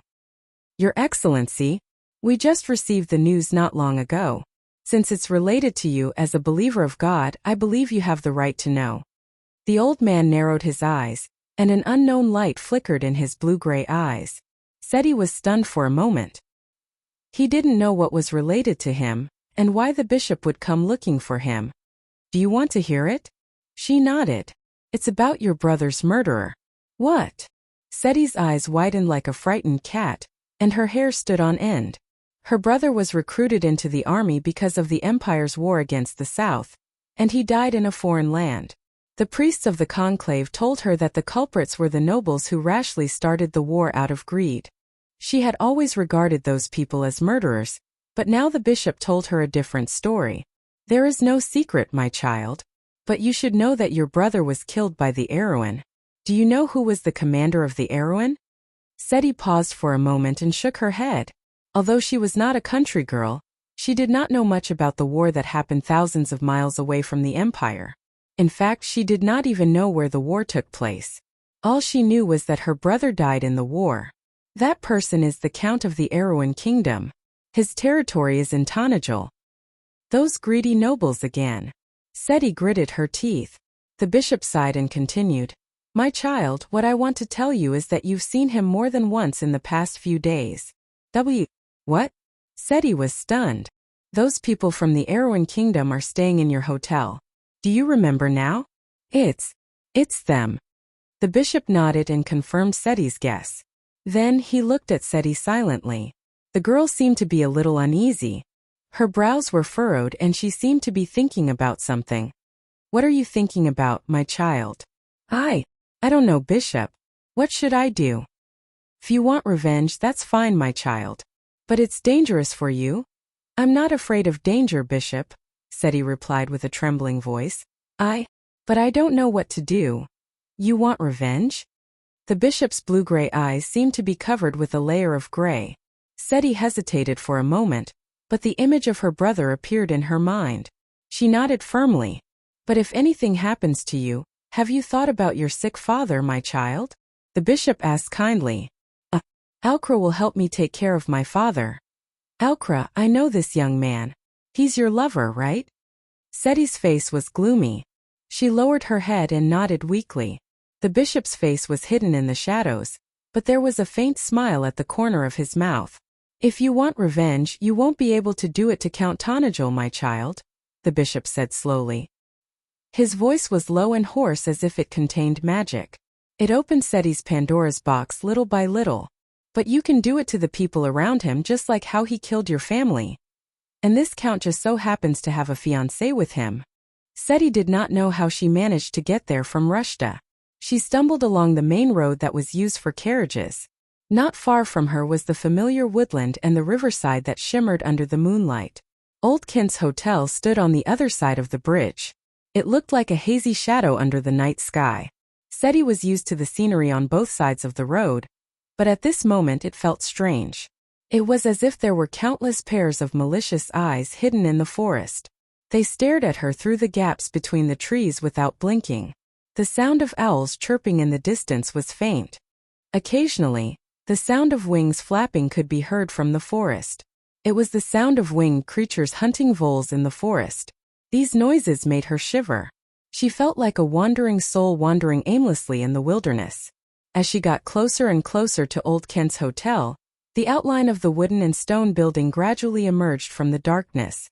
The signboard and window frames that were immersed in the darkness gradually lost their blurry colors and became clearer under the moonlight. Seti walked slower and slower. She reached into her pocket with trembling hands. There was a bottle in her pocket.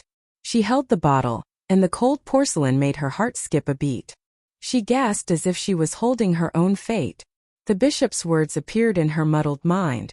Think of a way to make that woman drink this bottle of poison. You're the hostess of the inn, you'll have a way to make them submit. Old Kent won't be at his inn tonight, so this is your best chance. See, it's not difficult and it's not dangerous. Once you have your revenge, the church will save you. Seti's teeth chattered. She did not know when it started. Her mind was in a mess. On one hand, she was thinking about the guests who stayed at the Cat and Beard Inn. On the other hand, she was thinking about her brother who died in Erewhon. Sometimes she could not help but think about Al. The young man looked at her with his unique sarcastic expression. Aren't you going to avenge your brother, Seti? Why are you hesitating? But it will bring trouble to Uncle Kent. After tonight, the Empire will cease to exist. No one will trouble Old Kent. No, where are the Erewhon people? Be honest, Seti. You are afraid. Look at your pale face and trembling fingers. Where is your courage when you are facing your enemies? No, I'm just... The two voices mixed in Seti's mind like two saws, giving her a headache. She wanted to stop and take a breath, but the two church members behind her did not give her the chance. They pushed her forward and said, Go, Seti. Go, Seti. Don't disappoint the bishop or your brother. We believe in you. Seti did not dare to look back. She felt that if she hesitated, something terrible would happen. The way the two men looked at her reminded her of the wolves she saw in Brocken when she was a child. They were cold and fierce. She hesitated until she reached the front door of the hotel. The door was closed, but she knew that Old Kent would leave the key under the carpet in front of the door when he left. Trembling, she bent down, wanting to fumble for the brass key. But at this moment, a slightly curious voice came from behind the door. Who is outside? The voice was light and rhythmic, full of musical notes. It was as if the owner of the voice had put all of her curiosity into it. Seti froze as she recognized the voice. It belonged to the merchant girl who was easy to talk to. Author's note. I recommend a good D&D online game novel called The Creed of the Scoundrel in Online Games. The story is interesting and the setting is rigorous. It is said that the setting of the game world is more than 100,000 words long. The updates are very good, and I strongly recommend everyone to read it. The introduction of the book. First, be kind to others. Second, be kind to others. Third, help those in need. This is the creed of the scoundrel Baggins in the world. The setting of this book is from D&D. It is guaranteed to be updated at least 6,000 times a day, with occasional updates ranging from 10,000 to 20,000. Chapter 1078. Warning. You have received plague damage, 0 damage, 33 of which have been resisted. Warning. You have received plague damage, 0 damage, 31 of which have been resisted. Warning. You have received plague damage, 0 damage, 40 of which have been resisted. Brando suddenly stopped and opened the battle log in his vision. A pale green screen appeared in front of him, and it was filled with shocking system records. He immediately looked up and saw that he had entered the Empress district. This was the busiest district in the whole of Rushta. Dozens of the Empire's most famous merchants were stationed on both sides of the street. The majestic buildings were now immersed in darkness and silence. Every door and window was tightly shut, and a thin layer of fog hung over the street. Fog. Brando suddenly raised his hand and opened his palm, revealing the bodies of several flying insects. What is it, my lord? Behind him, Medisha and Hippamera also stopped. The latter looked at him curiously and asked. However, the silver elf princess stared at the colorful flying insects in Brando's hand without saying a word. There was a calm light in her eyes. You know them? Brando asked. These are the plague insects. They live in the fog of the gray wilderness and reproduce by devouring the corpses of demons and the stench of fallen souls. Medisha answered quietly. I have seen them more than once. These are larvae. Brando nodded. They haven't fully matured yet. The ones you have seen should be adults. He narrowed his eyes and looked at the dead silent street in front of him. He knew where Medisa had come into contact with these insects. The plague insects were the inhabitants of hell. They fed on rotten flesh and were usually born from the same mother. The mother was a kind of giant insect, and there was usually only one in a colony. The plague insects would rarely stray too far from the mother, and they would also rarely migrate out of the gray wilderness. But there was one exception. Among the 12 branches of tree herders, the Gu insect lords had been insect wizards for generations.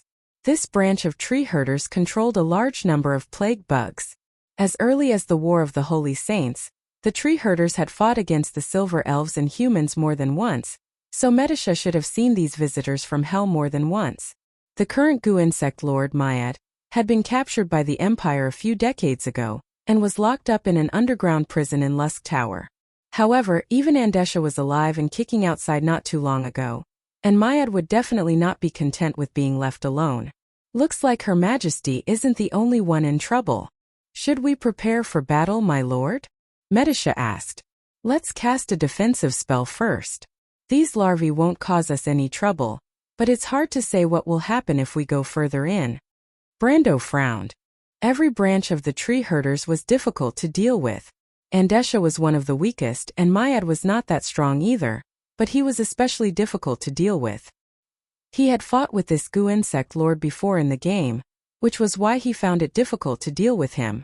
This was the outer area of the plague mist, and the plague damage to the central area could reach up to 100 damage per second. Without a baptismal priest who was proficient in hymns, it would be difficult to move forward. Although the magic damage had little effect on him, and he might even be able to resist the plague damage in the central area, it was hard to say whether Medisha and Hipamra would be able to do the same. He did not want to cause too much trouble at this time. His most urgent goal was to pass through Lusk Tower and meet up with the others in the west. He also wanted to confirm whether Scarlet had been rescued. If everything went smoothly, they would be able to leave the Empire. The way to leave the Empire had already been arranged. The eldest prince and the northern nobles would fully cooperate with him. They could pass through the Evergreen Walkway, or take a detour through the Duchy of Antiburo. This route was still considered safe, at least for now. As for what happened in the Empire, it had nothing to do with him or Erwin. Anyway, it was Her Majesty's trouble. He carefully looked at the thin fog, thinking that if they were lucky, they could directly pass through the edge of the fog. However, Mayad's element was the mind mist, not the simple plague mist. It was easy to get lost in the fog and it was not so easy to leave. Besides, Mayad was a psychopath. He might not allow a few living people to leave his plague mist unscathed, but it was too late to retreat now. The trade zone was behind them, and who knew if the Silver Queen had chased after them. Hipamra put up a defensive light shield, but Medisha did not react. Brando glanced at her and remembered that the Silver folk were immune to diseases.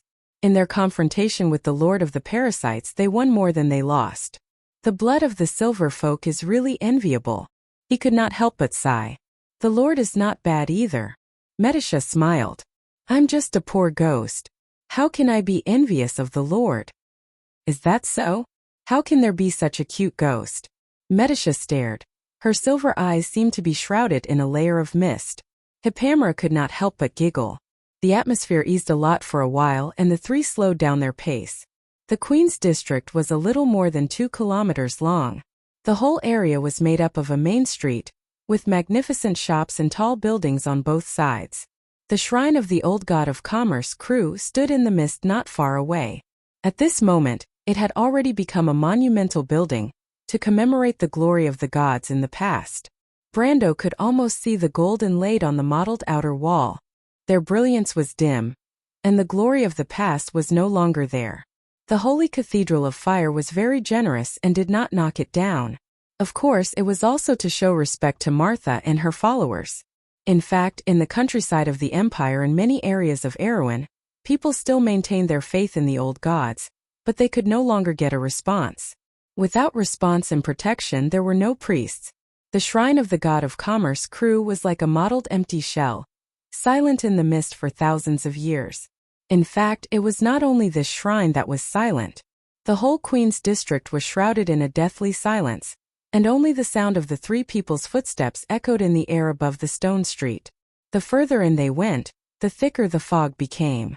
From time to time, an insect would crash into Hippamela's light shield, turning into a puddle of green water and flowing down the light shield, scaring Hippamela so much that her face turned pale. On the other hand, the silver elf princess was very calm, almost without a change in expression as she walked forward. It was only at this time that people remembered that she was once the supreme commander of an army. Although according to human age she was only 14 years old when she became famous, and was just a budding girl. At this time Brando almost did not have a fluke in his heart. He knew that the silence was because there was probably no one alive in Queen's district. This was the area with the richest nightlife in the entire imperial city, close to the noble district. The period between evening and late night was often the most lively time, and there were even nobles who often sneaked out to experience life. Although it was not a busy area, at least it was not empty. There was not a corpse on the street, but looking at the carriages that stopped crookedly on the side of the road or hit a sycamore tree, it was clear what had happened before. The carriage's shaft and noose fell to the ground empty, and even the horse that pulled the carriage was not left behind. Hippamela looked dignified. Brando was thinking about where Sydney and Veronica went, and if it had anything to do with Mayad's sudden appearance. At this time, the fog in front of them suddenly buzzed and separated into two sides, and a fist-sized insect rushed towards them. Brando reacted quickly, and without thinking, he pulled out his sword. With a flash of the sword, the insect was split into two pieces and fell to the ground, its 6 legs still twitching. He looked down and found that it looked a bit like a beetle. Its body was dark, and its 6 legs were as sharp as knives. Before he could say anything, Medisha answered first. "This is an adult insect, we are close to the mother body." Close to the mother body meant that they were close to Mayad. Brando did not expect that not only did he not pass through the plague fog from the edge, but he also walked into the center of the plague fog. But now that they were here, it meant that the enemy had already discovered them. If he continued to run away, he would be deceiving himself and others. He did not retrieve his sword, but instead looked up. There was a tall and majestic building in front of him. He thought for a while and remembered that it was the headquarters of the patrolling cavalry. He took the time to look at the light green screen floating above him, and the battle record showed that the damage had risen to nearly 100, which was slightly weaker than what he had encountered before. But thinking about it, Mayad, who had just escaped from the dungeon in this era, was not at his strongest. "Looks like he is waiting for us there," he said to Medisha and Hippamela. "Yes," the silver elf princess nodded. "But something is strange, my lord." "What is it?" Brando knew that Medisha's experience was not inferior to his, and she was even more experienced than him. In terms of understanding of tree herders, she was not inferior to him, so he valued the latter's opinion. "There are too few insects," Medisha replied softly. "Even if Mayad deliberately hid, there should not be so few insects in the plague fog. Besides, we have only encountered one adult insect here, which is a little too unusual." Brando raised his eyebrows, and only then did he notice this. He had only fought with Mayad once in a limited opportunity, and he was not the main attacker at that time. At that time, the Grecius Knight Squad was only responsible for containing the insects, and the real attacker was the Diamond-level Warrior Guild. He recalled the experience of that battle, and there was indeed an overwhelming number of insects in the mist fog, but it was a little too different from the sparse 2 or 3 insects here. "What do you think?" Brando asked cautiously as the three of them walked forward carefully. "I thought of a possibility," Medisha shook her head gently, "but I am not sure." Brando looked at her, biting her lips, and a thought flashed through his mind, but he did not ask any more questions. The patrol cavalry headquarters in the mist fog was like a living creature of flesh and blood. The towering fortress-like building was its back, and the city wall was its snaking neck and spine. It curled up there, motionless, as if it had fallen into a silent sleep. There were no signs of living people in the fortress, and it was obvious that they had all died. Fortunately, the patrol cavalry headquarters had a camp outside the city, and the headquarters in the city was usually only guarded by a squadron of cavalry. But even so, this incident was enough to shake the upper echelons of the empire. One must know that among the patrol cavalry in the imperial capital, most of them were nobles. The commander of the patrol cavalry headquarters was the Count of the Empire, a master second only to the supreme class. If he was here when the incident happened, then the cruise people would be in even more trouble. The three of them went through the city gate, and the suspended suspension bridge did not cause any trouble for them. Then they went through the empty courtyard, the front door of the manor, the corridor, and the spiral staircase. There was not a single person in the entire fortress, and there were not many insects. They only encountered a few attacks along the way, and it was not so much the plague swarm, but the individual insects that were left behind after the swarm. But the thick mist fog that shrouded the place told Brando that this was definitely the center of the plague swarm, and not the place where the swarm had passed through. They went all the way to the third floor of the fortress, which was also the top floor. This was the center of the patrol cavalry headquarters, and in theory, the Count's office should be here. The internal structure of this kind of military building was similar, and Brando was quite familiar with the crew's stronghold, so he quickly found the Count's office along the corridor. At the door of the office he finally saw the only few humans on this trip. To be exact, there were a few corpses. Two of them were crawling in the corridor, facing down, wearing the uniform of the patrol cavalry headquarters. The uniform was pale, and black blood seeped out from under their bodies, seeping into the thick carpet. The other person was leaning against the wall. His face was badly mutilated, and his facial features could no longer be seen clearly. It was as if something had gnawed a large hole in his face. He was dressed in a more extravagant manner. He was wearing a Count's windbreaker, gold-trimmed breeches, and boots. His entire body was covered in bits and pieces of ornaments. He was also wearing an extremely luxurious breastplate. Unfortunately, this breastplate could not save his life. There was a big hole on the left side of the breastplate, and dark red blood was flowing out from it. This should be the fatal wound. The corpse leaned against the walnut wall with its head tilted, and the wall was smeared with blood.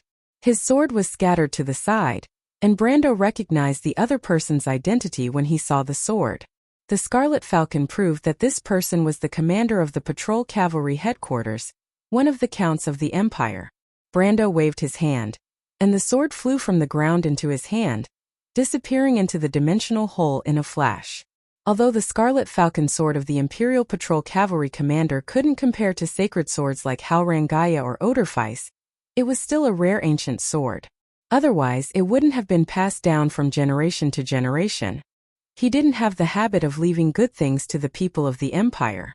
There were a few plague worms crawling around the Patrol Cavalry commander's corpse, but as soon as Brando moved, they immediately discovered an unfamiliar intruder and pounced over. But before Brando could make a move, the priestess beside him took a step forward and swung the descent of the mountains with both hands, sending the worms flying with a perfect home run. The worms buzzed as they crashed into the wall, shattering into green juice on the ground. Brendel's brows furrowed. He suddenly realized that these insects did not attack him on their own initiative, but after he alerted them, they attacked him passively. In fact, the closer they were to the mother base, the more cautious the plague worms became. They would attack all living things in this area, regardless of whether they were humans or animals. This wasn't a habit that plague worms should have. He couldn't help but turn around, only to find that Metisha was also frowning deeply, looking thoughtfully in the direction of the Count's office not far away. There was only a half-broken wooden door in the thick fog. Oh! Chapter 1079. Brando also saw the door and carefully approached it with the flaming blade in his hand. He pushed the door open and found Mayat in the messy office. To be exact, the 7th of the 12 tree herders patriarchs had been split into two and was lying in the middle of the room. The wound extended from his left shoulder near his neck to the right side of his waist, all the way down, cutting open his ribs and lungs, completely tearing apart his spine. Dark red blood and black pieces of internal organs splashed out and scattered on the ground. Some unknown insects crawled in and out of the body, as if the empty chest cavity was their new nest. Brando had seen many corpses, but he still could not help but feel the urge to vomit.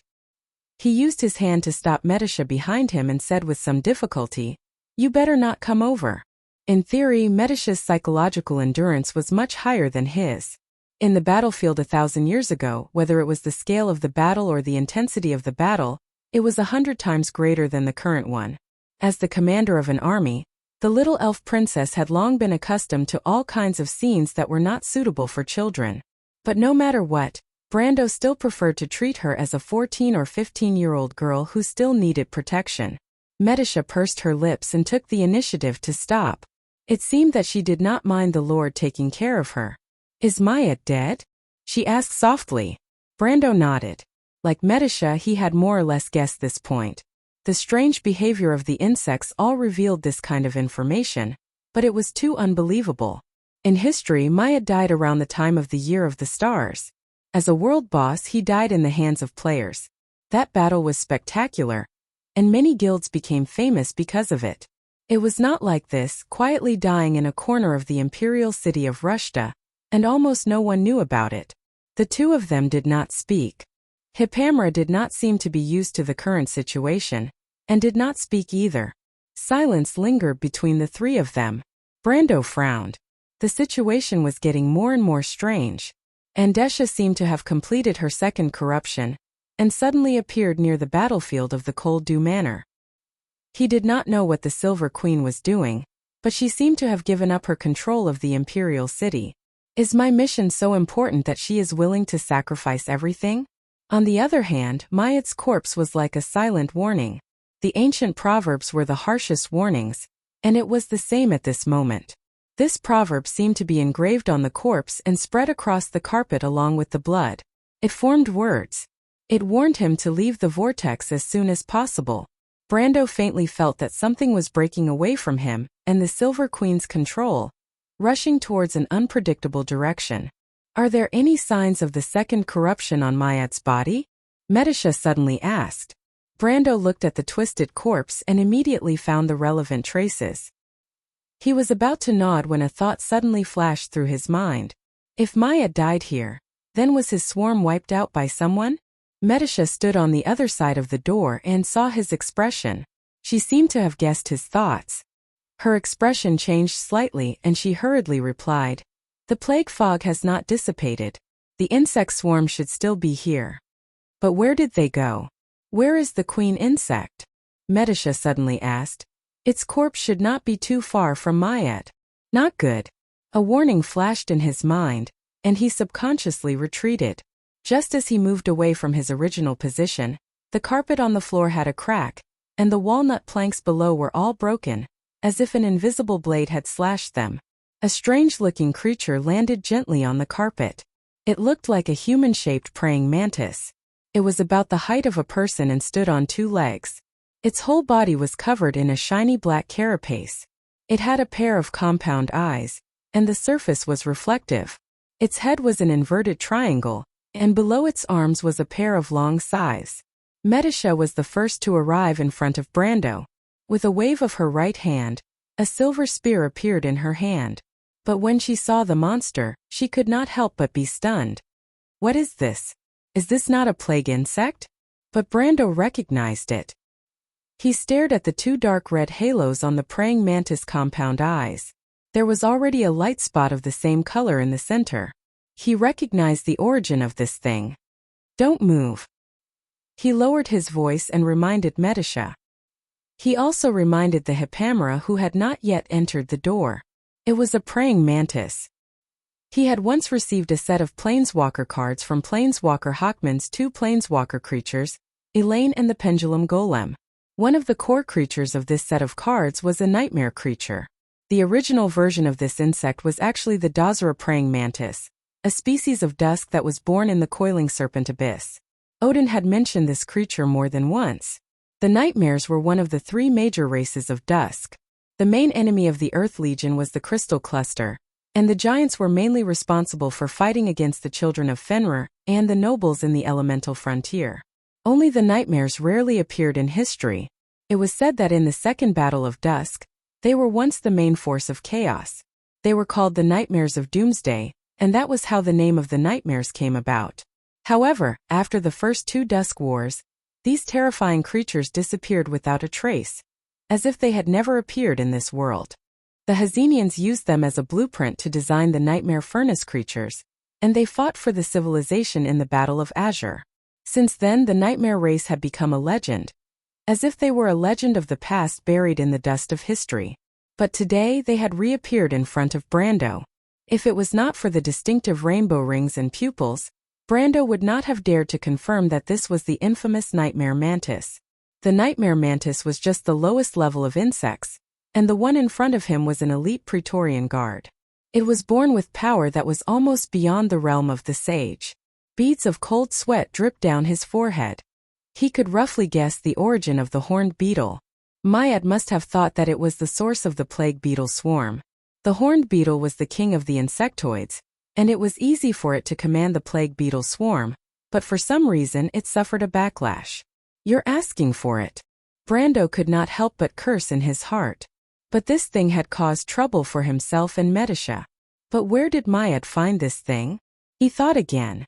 The nightmare mantis had very strong dynamic vision, but that did not mean that it could not detect Brando and Medisha when they were quiet.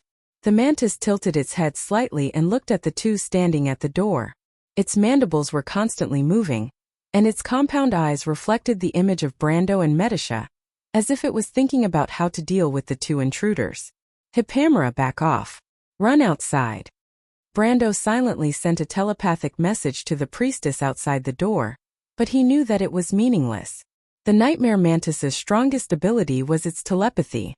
They were psionic creatures. As expected, the moment Hippamera took a step back, the nightmare mantis suddenly raised its head as if enraged, and an invisible wave hit Brando and Medisha at the door. There was almost no time to react. Brando only felt a buzzing sound in his head, and even the scenery in front of him was distorted. But he was still fine, and his ridiculously high willpower blocked most of the psychic impact. Medisha was not so lucky. The silver elf princess screamed and fainted. Brando did not even have time to support Medisha before he saw the nightmare mantis pouncing on him. Its speed was astonishing, but Brando knew that in fact, its speed should be faster than what he saw. This was a dusk species with the power of the sage domain. Although it did not have the power of the law, its basic attributes alone were enough to show disdain. He could see its movements purely because of the effect of the law of time. He did not dare to trust the judgment of his eyes too much. He took a step forward and picked up the unconscious Medisha and rolled back. His caution as usual undoubtedly saved his life. A white light flashed across the door, and the door and the wall were cut in half with a crack. Brando did not doubt that if he did not move, or if he was a moment late, he would have ended up like Mayad. He looked at Hippamera. The priestess reacted very quickly and was about to run downstairs. Now he had to stall for time, but Brando's mouth was a little bitter. This was not as simple as it sounded. The plague mist was a mile or two wide, and it was not easy to wait for Hippamera to run out. Left or right? He knew that the nightmare mantis's attack would follow soon. At the moment, his equipment and ability could not provide him with any help. He knew that he could only rely on his rich combat experience. But this time Brando made a wrong judgment. The nightmare mantis did not move.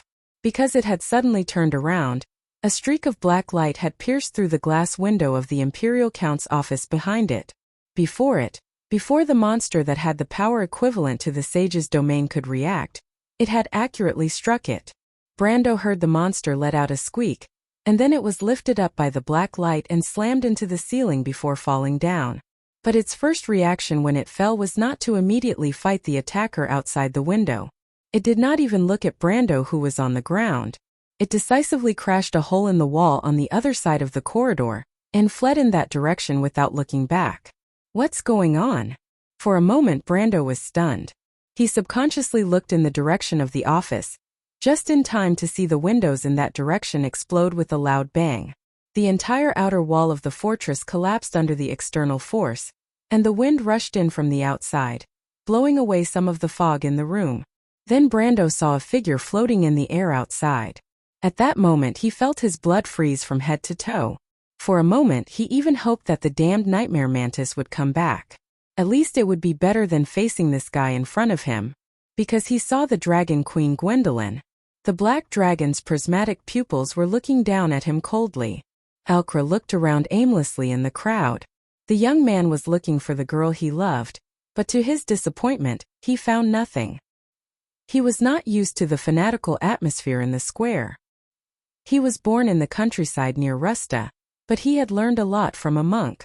It could be said that he had received a good education, at least as the son of a farmer. His lowly birth and mismatched knowledge contributed to his sensitive personality. Such a person was not good at trusting anyone, and in his eyes, whether it was the nobles of the empire or the secret society who hid their heads but showed their tails, they were all equally suspicious. But he knew very well what these people were up to. It seemed to him that the so-called summoning of the Archangel Eroma was just a pretense. They were obviously inciting a riot, just like the heathen plays that had been repeated over and over again for decades. Such a rebellion would undoubtedly fail, but the nobles would still feel the pain in their bones. This was probably the only chance for them to take revenge on the arrogant queen. The ceremony in the square was reaching its climax, but he did not fit in with the pious citizens around him. He looked on coldly as if he was looking through a window. The only thing he was worried about was Seti's whereabouts. He saw some of the disciples taking her away, but she had not returned yet. He felt a little uneasy, and at that moment he heard a few low voices behind him. Alcra turned around instinctively and saw two high-ranked disciples standing behind the crowd. He recognized them as the personal guards of the bishop. Lady Andesha ordered us to. Why is the bishop so concerned about a little girl? This is the order of another lord. Be careful. But those Erewhon people. That young lady's arrival here was arranged in the first place. Shut up. The words Erewhon people hammered into Alcra's mind like a nail. A series of images formed in his mind. He seemed to see the old Kent enshrouded in the twilight, and he immediately became alert. He pricked up his ears and carefully focused his attention in that direction. At this time, the high-ranked disciples' eyes were scanning the crowd. The young man carefully lowered his head to avoid their gaze. The disciple looked around for a moment before he continued. We're not the only ones paying attention to her. The queen is also paying attention to her. Do you really think that crazy woman would be interested in a country bumpkin? The Silver Queen. Of course. That's why it's best if you don't meddle in the affairs of the lords. I see. But the bishop is not worried about leaving such an important matter to a country bumpkin? I'm not sure, but I believe that the bishop has his own reasons. Besides, that stupid woman is eager for revenge. Alcra felt his heart skip a beat when he heard the disciple's words. The last sentence was like a sharp knife that stabbed into his heart. He subconsciously stood up from the kneeling crowd. Before he could think of what to do next, the high-ranked disciple standing behind him noticed the abnormality. What the hell are you doing? Damn it, he's eavesdropping on us. The disciple of the secret society shrieked. The young man instantly woke up from his stupor when he saw the disciple rushing towards him. His first reaction was to turn and run. Oh. Chapter 1080. Hey, you're Seti, right? The door of the Cat and Beard Inn was pushed open slightly, and the Roman peeked out with half of his eyes. He looked curiously at the girl in front of him. Seti did not mind the sudden appearance of a living person on the road outside the inn. Everyone had gone out, and there was no one to chat with her. Brando was not around, and with Dilferi's condition, Bailu did not want her to disturb her. As for Seti, she was very interested in the smart prime minister's daughter. Unfortunately, the latter was not willing to talk to her after a few words. Previously, she had spent half an hour observing the flowing river outside the inn, but this kind of thing was always tiresome. Now that someone had come to her door to chat with her, she was very happy. Seti trembled and nodded with a pale face. Did you lose anything? No. But you don't come to the inn at night. The Roman suddenly found it interesting. He opened the door, grabbed Seti's hand, and pulled her into the inn. He then winked at her proudly. Don't be offended. Brando told me to be careful. The poor girl's heart skipped a beat, and her mind was in a mess. Didn't he tell you to be careful? But the latter did not mind. Said he is one of us, so I don't think it's a problem. Romaine's enthusiasm and unreserved trust made Seti's heart skip a beat. This was completely different from what she had expected. She thought that the people of Aween would be arrogant and vicious, and not treat her as one of their own.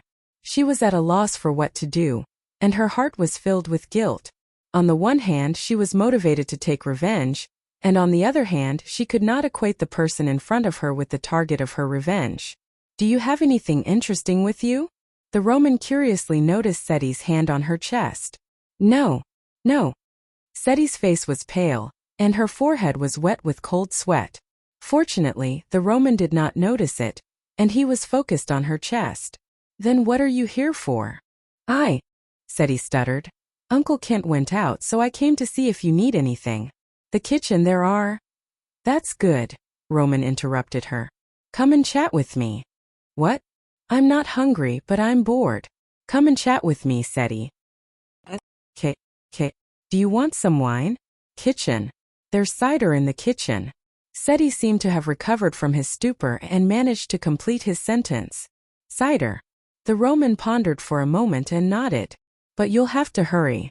The girl breathed a sigh of relief and walked towards the kitchen in a daze. She didn't know whether she should continue or not, but she had to find a private room to calm down first.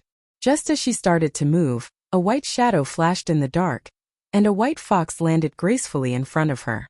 She jumped in fright and looked at the creature that suddenly appeared on the table not far away.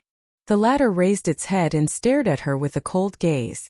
It gave people a strange feeling as if it had intelligence. While Seti was puzzled, White Mist suddenly spoke in a cold tone. What's that in your arms? Seti froze on the spot, as if she had been shot by an arrow. It was not because the fox could speak human language, but because of the content of the fox's words. Seti's cold and unquestionable tone made her lose her composure.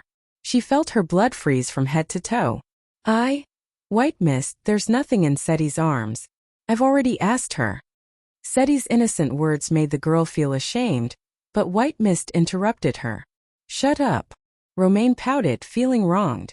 Only then did White Mist turn around to look at the waitress of the inn, her long and narrow eyes flashing with the light of wisdom. I don't know who instigated you, little girl, but it seems like you don't know much. I suggest you don't be fooled. Those who play tricks behind your back don't have any good intentions. White Mist paused for a moment. In her eyes, she won't care about a nobody like you. White Mist subconsciously thought that the one who instigated Seti was the Queen of Rushta, which was why she said that. Seti was shaken by White Mist's words, or rather, she had been hesitating for a long time. She stood there in a daze, and after a while, she took out the thing in her arms with trembling hands.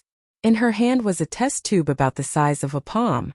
It was stuffed with a wooden cork and filled with a strange liquid. When this liquid was placed under the cloth, it was inconspicuous, but when it was brought into the darkness, it emitted a cold fluorescent light that was as cold as ice. The fluorescent light radiated from Seti's hand and spread throughout the dark hotel, outlining the outline of every table and chair in the hall. The Roman widened her eyes at the scene. She could not help but ask curiously, Huh? The monotonous sound made Seti lower her head. She thought that White Mist was mocking her for lying, but in fact the merchant girl did not even think that way. She just thought that the test tube was interesting. She told you to use this to poison? White Mist was still squinting her eyes. She very wisely guessed Seti's words. She must not have told you that when you take out this thing, the whole hotel will be alarmed. Seti was stunned. She did not expect the poison to cause such a huge commotion. No matter how stupid she was, she knew that she had been used. The poison would kill her before it killed anyone else. No wonder the two followers of the secret society did not allow her to take out the poison. Seti's scalp tingled when she thought of the two followers of the secret society. Those followers were not to be trifled with. She had seen them kill people with her own eyes. She could not help but want to warn the two people in front of her. But at this time the White Mist frowned. Thought of something uneasily. No one would use such a loud poison to alert its opponent. It suspected that the woman behind this had some other tricks up her sleeves. From the beginning to the end, the white mist thought that it was the Silver Queen who was behind this. She suddenly said to the girl in front of her, "You'd better take this thing away. I don't think it's poison at all." As if to prove her words, the bottle in Seti's hand shook violently before she could react. The glass tube cracked and split from the middle. A white light shot out from the broken glass towards the merchant girl, who was still in a daze. "Be careful. It's the blood of God." White mist suddenly jumped up as she recognized what it was. Damn it, that cunning woman. Seti struggled to turn her head around. She did not know what Romaine meant by cunning woman, but she saw the beam of white light shot out from her hand and hit the merchant girl about 3 inches in front of her. The beam was blocked by a layer of white light, but it immediately exploded, and a fluorescent green mist filled the entire inn. Seti did not know what it was and could only watch as it happened. Suddenly, she felt her fingertips go numb. She looked down and was horrified to see a layer of gray stone spreading up her arms. It first formed numerous spots and then merged into one. It only took a moment for her arms to turn into hard stone. Before she could react, the petrification had already spread to her neck and locked her voice in her throat. Next it was her face. Seti quickly lost her consciousness. The last thing she saw was white mist shooting out of the window like a bolt of lightning. The inn fell into a dead silence in an instant. In the oak forest outside the Cat and Beard Inn, an hourglass was placed quietly on a rock. Under the moonlight, the smooth surface of the hourglass glowed faintly. It was facing a tall building that stood alone by the side of the road until a hand picked it up. "It's time." A hoarse voice spoke. Suddenly, several shadows in the forest came to life. One by one, the secret society's disciples walked out of the bushes. If Seti saw this scene, she would have screamed in fear. She never dreamed that so many people would follow her to this place. The 2 people leading the group were the 2 secret society's disciples who escorted her here. One of them held the hourglass in his hand and ordered the others coldly, "I want her alive. You should know what the Lord means." The secret society's disciples did not say a word. They walked out of the forest one after another. Each of them held a crossbow in one hand and a net in the other. They formed a circle and surrounded the Cat and Beard Inn. However, the inn in the suburbs was eerily quiet. The group of people walked on the main road, but there was still no sound in the dark building. The 2 secret society's disciples looked at each other and did not say anything. That was Gaia's divine blood, one of the top 3 divine blood in the organization. It was second only to the elemental divine blood. As for the legendary supreme divine blood of Martha, no one had ever seen it before. Everyone in the inn except for the target must have been petrified. The leader of the secret society's disciples had a complicated expression. The 3 divine blood were treasures of the church. In the past few decades, the church had made great progress in their research on them, which was why they could barely use them on mortals. As one of the core members, he was very curious as to why the Lord would use such a thing on a human girl. He thought to himself that he would get the answer soon. However, the closer they got to the inn, the more the disciples noticed a problem. Traces of green mist were escaping from the wooden gaps of the inn's window lattice and door. Soon some of them stopped. The divine blood was still in a dispersing state, which meant that the target might not have absorbed it. Could it be that she had been petrified? Or did something strange happen? Regardless of the situation, it was enough for them to be careful. Everyone turned around and focused their gaze on the leader of the secret society. The leader's expression darkened. There was a slight difference from what he had expected. "Stop!" He raised his hand and gestured for everyone to stop. However, to his surprise, the others did not look at him with respect as he had expected. Instead, they looked at him with an indescribable look of horror. In his eyes, everyone's eyes reflected the look of someone who had seen a ghost. He instinctively reacted and felt his scalp tingle. He threw away the hourglass in his hand and tried to pull out the scimitar hidden under his cloak. The scimitar was pulled out unbelievably smoothly. The leader of the secret society did not even turn his head. He swung his hand behind him, but he did not cut the thing he had expected.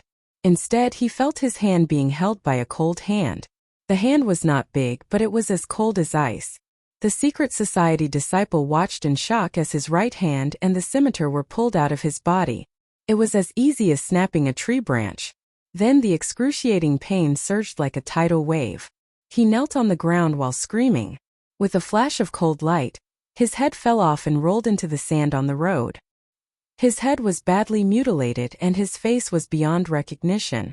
The whole process only lasted for a few seconds, and before anyone could react, all the sounds had come to an abrupt end.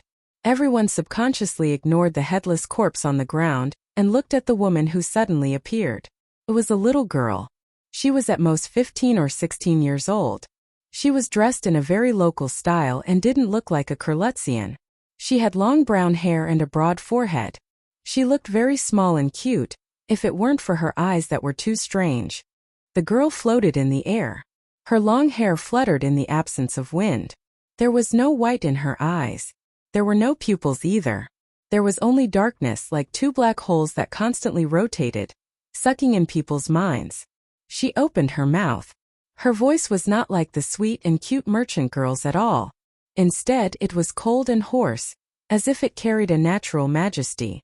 "Mortals, why did you use this thing to lure me out?" Then she frowned and pressed her bloody hand on her forehead, as if she was in great pain. "Ugh, it hurts." Brando. Other than her, no one else could make a sound. A clever disciple wanted to take this opportunity to sneak away, but just as he moved, he suddenly screamed and knelt on the ground with his head in his hands. Under everyone's watchful eyes, the man's head exploded like a watermelon. Red and white pieces of his body flew all over the sky. The lifeless body slowly fell into the dust, twitched twice and then stopped moving. This is... Finally, someone squeezed out a few words from his throat while trembling. Heart. Psionic ability, mental shock. Everyone's heart was in turmoil. Disciples of the secret society who were able to participate in such an operation were definitely not peripheral disciples. As core disciples, they knew many secrets that ordinary people could not hope to obtain. In Vaunt, no wizard could use psionic powers, not even the Bugas who were silver folk. Only a few monsters had the most superficial psionic abilities, but this level of mental shock could only make them think of one word. Inhuman. Everyone regretted it. What kind of existence did they provoke? Chapter 1081. The bleak night wind passed through the woods by the river like the fingers of a ghost, causing the leaves to tremble. The chirping of birds and the chirping of insects were as silent as cicadas. Only the sound of rustling could be heard, as if invisible footsteps were passing through the woods. There was a strong smell of blood in the air. The battle on the main road, or rather the one-sided slaughter, had passed for quite some time.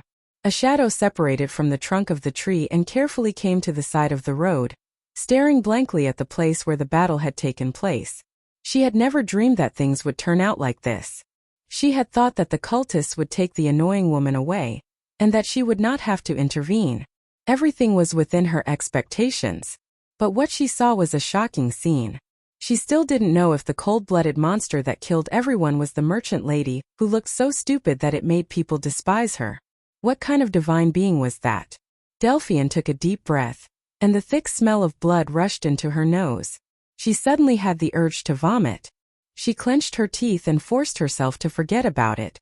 But even though she tried her best to remain calm, and the overall situation was not too out of her expectations, she did not know why her hands were trembling slightly. She was afraid, and it was obvious that it was an emotion that others rarely saw in her. Ever since she had taken charge of the family, Delphian had thought that she would not be afraid of anything anymore. She had buried those soft and unnecessary thoughts early on. Men were cold, but she was more determined and ruthless than they were. Revenge was the same. There was not a single person on the main road. The Prime Minister's daughter slowly walked to the side of the road. The dark red and smelly blood gathered into a stream and flowed to her feet. In front of her was a scene that could only be seen in a slaughterhouse. Only corpses, or rather body parts, were left in the dust. Eyeballs, half a head, broken chests, and limbs were scattered all over the place. It was as if an open-air butcher's shop had been set up. The body parts that originally belonged to humans were now incomplete. They were scattered all over the place like rotten meat. Filthy blood flowed and mixed with the sand, causing the soil to be dyed a deep dark red. It was as if there was a rain of blood, and the ground was covered in blood-colored mud. The air was filled with a thick rancid smell, like the smell of a warehouse used to store salted fish. Delphian bent down and pressed a hand on her chest near her collarbone. Finally, she retched. After a while, her face was as white as paper. She stood up shakily. Her heart was at a loss. For a moment, she didn't know if her choice was right or wrong. She stood by the roadside in a daze for a while before she resolutely turned around and walked into the Cat and Beard Inn. No matter what, that monster should have already entered the imperial capital, and I still have to finish the rest. She thought to herself. The aura of Gaia's divine blood in the inn had already dissipated. Only some fluorescent substances remained on the ground and table. Delphian carefully avoided these things and looked at a stone statue in the middle of the hall. Seti seemed to have retained the last image of her when she was alive. Her eyes were wide open, and every expression on her face and every wrinkle on her clothes were vivid and lifelike. It looked like the greatest masterpiece of a master sculptor's lifetime of painstaking effort. In fact, in some remote areas, some evil wizards like to use living people as statues. The darkest among them even liked to collect beautiful virgins to complete their work. Delphian looked at the statue in silence. She couldn't confirm whether the statue was dead or alive, but it didn't matter. She went to the corner of the hall and took out a hammer from under the fireplace. She then dragged the hammer and smashed it at the statue with all her strength. It didn't matter if the statue was dead or alive.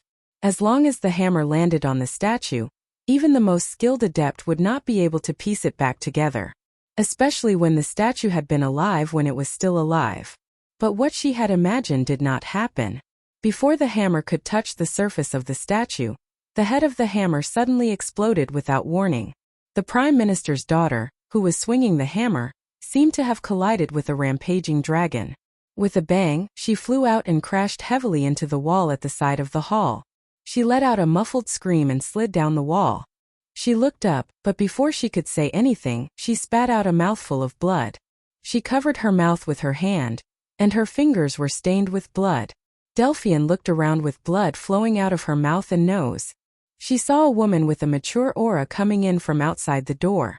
She looked at the woman's witch costume in disbelief, and a strange familiar light flashed in her eyes. She felt that she had seen this woman before. "Where is the Roman?" the woman asked coldly as soon as she entered the door. "I don't know." Before Delphian could finish her sentence, she felt an invisible force choking her throat and pulling her up from the ground. When she came to her senses, her feet were already off the ground. A suffocating feeling came from all directions and almost drowned her. "No, it's not me."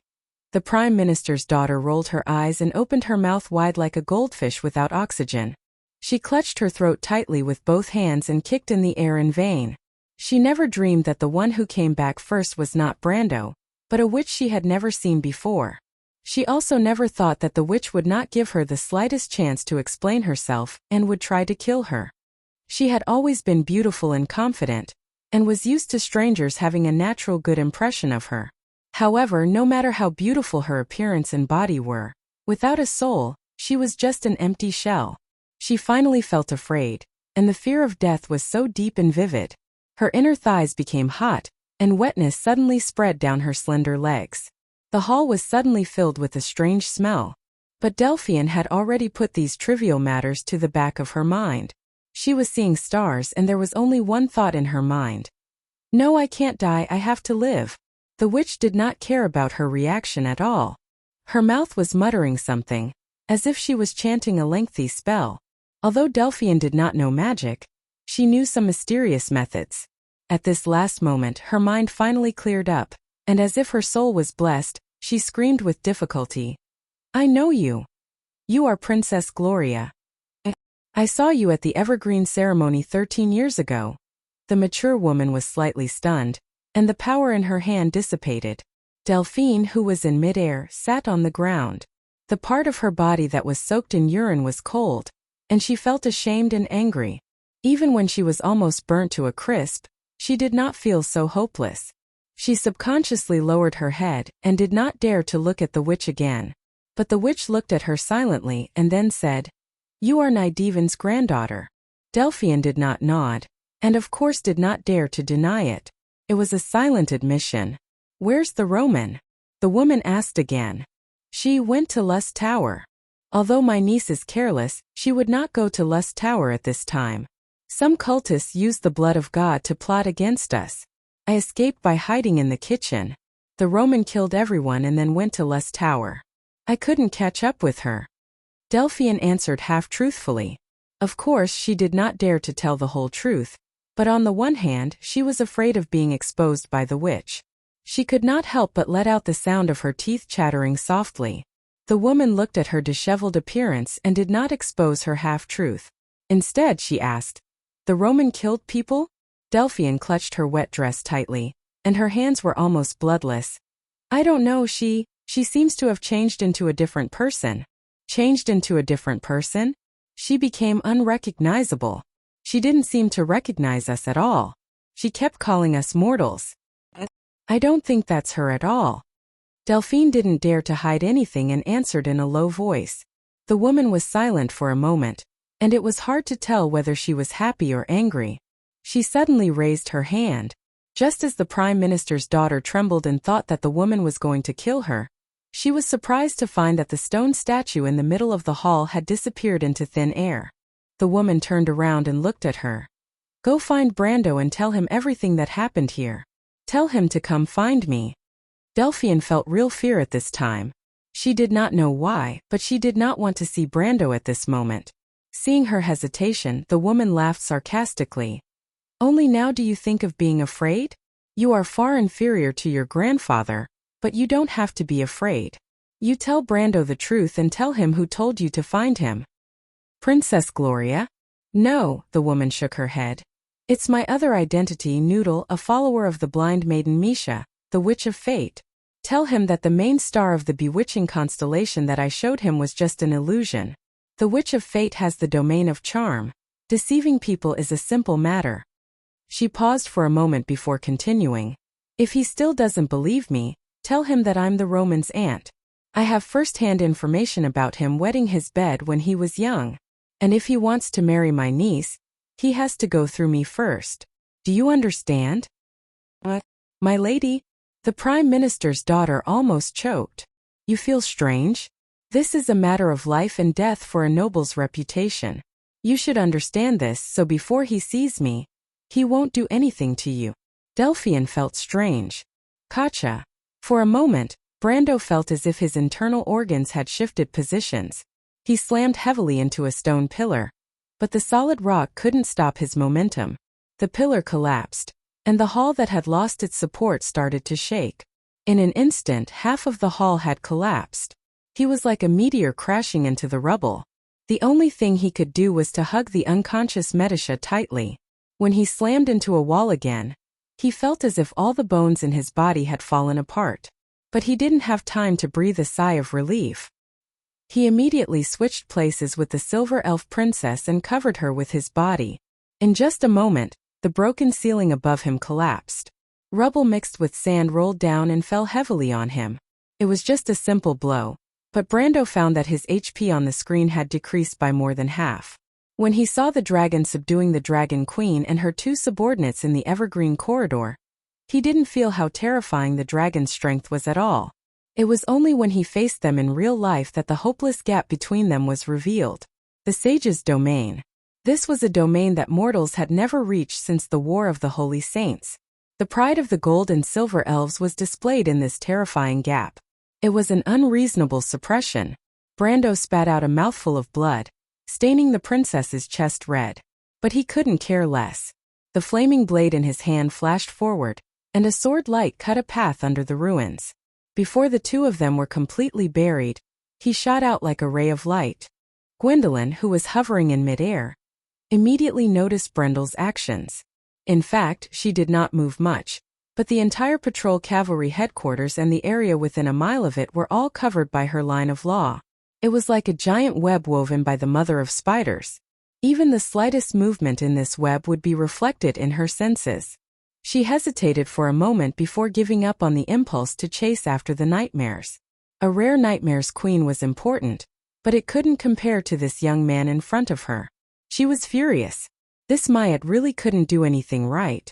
She had repeatedly warned him not to meddle in other people's business, and only needed to subdue the patrolling cavalry in the city to complete the plan. But she didn't expect him to act on his own. Not only that, he even caused the Nightmare's Queen to riot and pay with his own life. The loss of one of the 12 patriarchs didn't make her feel anything, but the Nightmare's Queen was the only one the tree herders had found in the final battle. What a pity, Gwendolyn thought. She raised her hand and was about to reel in the net, but hesitated for a moment. She still couldn't bear to part with the Nightmare's Queen, so she retracted her hand and gently touched a crystal embedded in her chest. The crystal instantly shone with a faint light. Andesha, the Nightmare's Queen has escaped. Put down everything you're doing and go find it. My lady Mayet, don't worry about that fool. Be careful. The Nightmare's Queen seems to have been disturbed by something. Don't act rashly when you find it. Inform me to come over. There was a moment of silence on the other side of the crystal before a reply came. I understand, my lady. Only then did the Dragon Queen come to her senses. She already knew that Brando was a planeswalker, and was not afraid that he would suddenly disappear from her senses. The Silver Queen and the mortals around her couldn't do anything to the divine people, but it didn't mean that the golden people were the same. Back then, Kelsey and Odin weren't invincible. Although the planeswalker's method of using energy was strange, it wasn't untraceable. Under the cover of the net of laws, the young man still couldn't escape. But when she carefully searched the big net she had set up, the expression on the Dragon Queen's face suddenly froze unnaturally. She was shocked to find that Brando had completely disappeared from her senses, as if he had never existed. Damn it, what's going on? Oh. Chapter 1082. A hand covered in dust and stained with blood reached out from the rubble, knocking the rubble down. The hand held a crystal ball tightly, which seemed to have been activated by some mysterious power. Its surface was emitting a faint light, and a thin layer of mist was escaping from its surface, shrouding everything in it. The blood-stained hand struggled for a moment, and then lifted a larger piece of rubble. Like a weightless bubble, it was lifted up lightly and rolled down with a heavy thud. Then with a crash, a large piece of rubble and broken wood was pushed up, and a person covered in dust crawled out. The person was covered in dust, and only his eyes were still lively.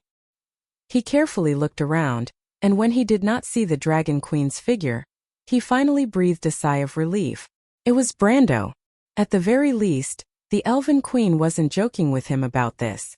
The dragon-repelling orb in his hand was indeed effective. Otherwise, a thin layer of rubble and wood would never have been able to stop Gwendolyn's search. Looking at the crystal ball in his hand, Brando casually opened his waist pouch and threw it in. Although there was a layer of cloth in between, the fog-like film that shrouded his body did not diminish at all, and it probably did not affect the orb's function. However, this allowed him to free up his hands. He bent down and carefully carried Medusa out from under the rock. He himself was covered in scratches, but the Silver Elf Princess was almost unharmed under his protection, and that made him feel a little more at ease. He carried her on his back, and with one hand on his sword, he looked around cautiously. This should be the outer perimeter of the patrolling cavalry headquarters, and half of the fortress had already collapsed in the previous battle. Although the fight between him and the Dragon Queen could not be considered a battle at all, and at most he had stopped the Dragon Queen from pursuing Hippamra, and Gwendolyn had retaliated. And that was all it took to create all that was before him. Brendel stood under the night sky and looked at the scene in front of him in shock. The ruins were more than 10,000 square meters, and it was even more thorough than a demolition. It was like a masterpiece left behind by a bomb squad in the future. The largest fragment he saw was the fountain that was originally in the front yard of the patrolling cavalry headquarters. Fortunately, it was only split in half. Spring water flowed out of the cracked fountain, and half of the front yard was already flooded, as if half of the patrolling cavalry headquarters was originally a water country. Her Majesty is in for a lot of fun now. Rebuilding would cost a lot, but the Empire's people are rich. I wonder how she plans to explain all this to the people. Brando could not help but think gloatingly. He thought that Gwendolyn really did not hold back, and that a sage champion actually dared to use her full strength in the city. Of course, he did not dare to confirm whether the other party had used his full strength. After all, there was the legend of the sage destroying half a city with a single blow. He just hated the feeling of being controlled by others. If he could not become stronger, he would never be able to control his own fate. In this era, he may have stood at the peak of mortals, but compared to those legendary existences, he was still too far away. Looking around, he did not find any trace of the Dragon Queen Gwendolyn. He knew that she probably thought that he had somehow escaped, and thus went to the outskirts to search for his whereabouts. Giant dragons often believed in the physical speed they were proud of, and it was not the first time that they had made such an arrogant mistake because of such an illusion. He was a little worried about Hippamera, who had escaped. There was not much time left for the priestess at that time, and he did not dare to confirm whether she had escaped the Dragon Queen's perception range. Brando used telepathy to contact Hippamera, but found that there was no reply. His heart tightened, and he sent a few messages in a row, but he did not expect to receive an unexpected reply from Ropar. The Lord of the Fireclaw Lizardmen was not far from him at the moment. In fact, he was currently at the outskirts of Queens, and was only a few streets away from Brando. Brando asked him about Hippamera, and after receiving a negative answer, he knew that she had already left the battlefield before the battle at the Col du Villa ended. Ropar was a glorious warrior, and he did not often choose to retreat, but the mission Brando gave him was to protect the young lady of the Flower Leaf territory, and as a qualified protector, he would always be the first to protect the person he was protecting, and the safest place was his best choice. He had arrived at Queens early, waiting to meet up with Brando, and only when Mayat had occupied this place did the latter carefully retreat to the west of Queens, choosing not to clash with the cultists. Brando did not expect this big guy, who usually did not care about trifles, to have such a meticulous side. He could not help but praise him, and after a few words of affirmation he asked, "Is Vahina still by your side, Ropar?" "There's nothing wrong with Miss Vahina, my lord," the Lord of the Fireclaw Lizardmen answered in a methodical manner. "We also met others." "Others?" Brando was slightly stunned. "It's Lady Veronica and others." As they had met once in the Loop of Trade Winds, Ropar only knew Veronica, but Brando immediately understood from his words that Ropar had met Sydney and the others. According to what Medisha and Hippamera said, there should be another important person with them. He knew that it was a person who once commanded the winds and clouds in the history of the Empire. He and the former emperor had established the order of the Empire decades later, until their successor, the Silver Queen, completely destroyed everything. Regardless, this person could be said to be a person who once changed the entire world. He was the former prime minister of the Empire, the legendary Nydevan. Brando sighed softly. He did not ask why Sydney and the others had only arrived at Queens now, and only whispered to Ropar, "Ropar, tell them to wait for me where they are. Don't show yourself. Tell them that the Dragon Queen Gwendolyn is nearby, and wait for me to meet up with you." "Yes, my lord." Ropar did not ask who the Dragon Queen Gwendolyn was, and did not seem to care if Brando had the ability to reach them. He was like a true warrior, rigidly carrying out orders. But even so, this made Brando feel more at ease. At least among his subordinates, such as Mephistopheles, Andrique, the Shire, and even Miss Priestess, there was someone he could order with ease.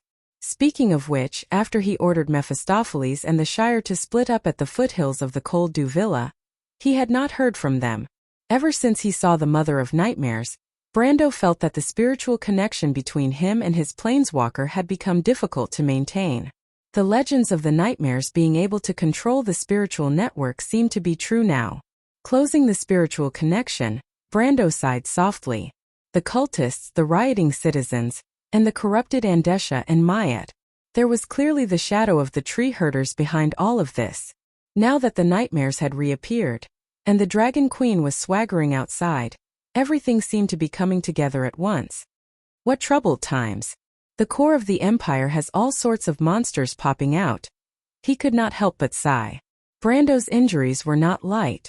The Dragon Queen's attack had broken at least 3 of his ribs, but it was thanks to his current physical strength. If it had been anyone else, even if they were at the peak of the law realm, they would have been smashed into meat paste. Such injuries more or less affected his movements. Although his life was slowly recovering under the influence of his innate ability, endurance, his broken bones could not be treated effectively. Furthermore, in order to not attract the Dragon Queen's speed, he did not dare to fly on the roof. He could only limp along the streets with Medisha on his back. He first left the patrol headquarters, and then advanced along an unknown alley behind the fortress. He had walked through this alley once a few days ago, and knew that it led to the Street of Swords. That was the closest place to Ropar. After walking on the dark street for who knows how long, Brando suddenly felt a soft breath on his neck. He was stunned for a moment before he reacted. Medisha? The silver elf princess softly grunted in acknowledgement. Put me down, my lord. She said softly. Are you all right? I'm fine. I'm not injured. It's just that the spiritual impact has a huge impact on a spirit like me. But it's not a big problem. I'm much better now. Medisha glanced at Brando, who was carrying her, and bit her lip. My lord, your injuries are much worse than mine. Brando put her down, and the movement touched the wound on his chest. He could not help but grit his teeth in pain. Medisha hurriedly held him up and looked at him with her silver eyes. What's wrong? Brando was puzzled. Nothing. Medisha lowered her head. She blinked, and the bright colors reflected in her silver eyes were brighter than the real moonlight. It was as if there was a layer of soft light reflected in her pupils. The colors were clear, but her expression was extremely complicated. Just when the latter thought that she had nothing to say, the silver elf princess softly said, My lord. Miss Scarlet, she? What's wrong with her? She's very dependent on you. Brando was slightly stunned. He did not understand why Medisha would ask this question. You should be able to feel it. Brando couldn't help but fall silent. Of course he could feel it. In fact, he knew very well what that kind of feeling meant. I think, even if she never gets any response or promise from you, she will still do it without hesitation. Brando wanted to scratch his head. Even when facing the Dragon Queen, he did not feel so hesitant and difficult to make a decision. Only on this question he felt that he was at a loss and had no direction. He could only answer timidly. I'm sorry, Medisha. But the silver elf princess did not show any anger or resentment. She was not even disappointed. She just said softly, Don't say sorry because for us it's worth it. You. Medisha nodded, but her eyes showed that she did not take this matter to heart. When she spoke again, it was as if she was talking about something else. You're too soft-hearted, my lord. In fact, I think Miss Scarlet should know what you're thinking. She just doesn't want to hurt you, not even a little bit. Brando was stunned. He always thought that the one he could not see through was Scarlet. He carefully protected this relationship just to not let her get hurt. In his opinion, Scarlet had been betrayed more than once.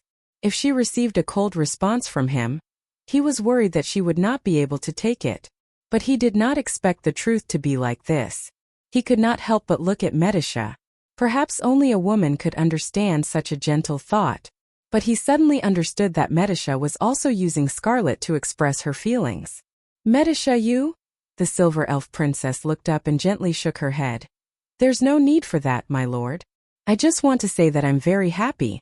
No one has ever treated me like this before. In fact, I don't really understand human emotions because the silver elves live their lives in battle. I was instilled with this knowledge since I was born, but I don't feel any more fulfilled than I do now. I think, she said softly, Miss Scarlet should feel the same. Brando fell silent. The two of them walked in the dark alley while holding each other's hands.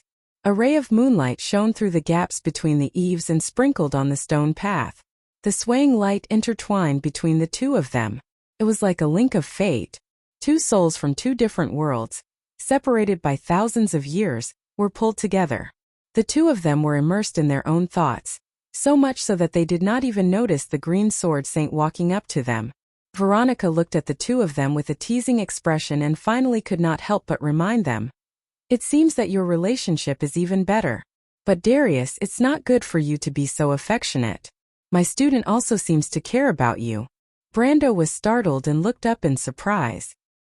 He found that although he did not ask Sydney to pick him up, a group of people still came to find him. But his gaze first passed through the crowd, and what he saw was not the rigid face of the sacred maiden of the Leo Palace, but an old and solemn face.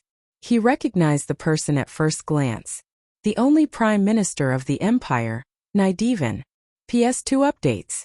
In addition, please support my friend's new book, Scum's Creed in the online game. It's a D&D novel. It's written very well. Chapter 1083. Carriages drove into the White Rose Garden one after another.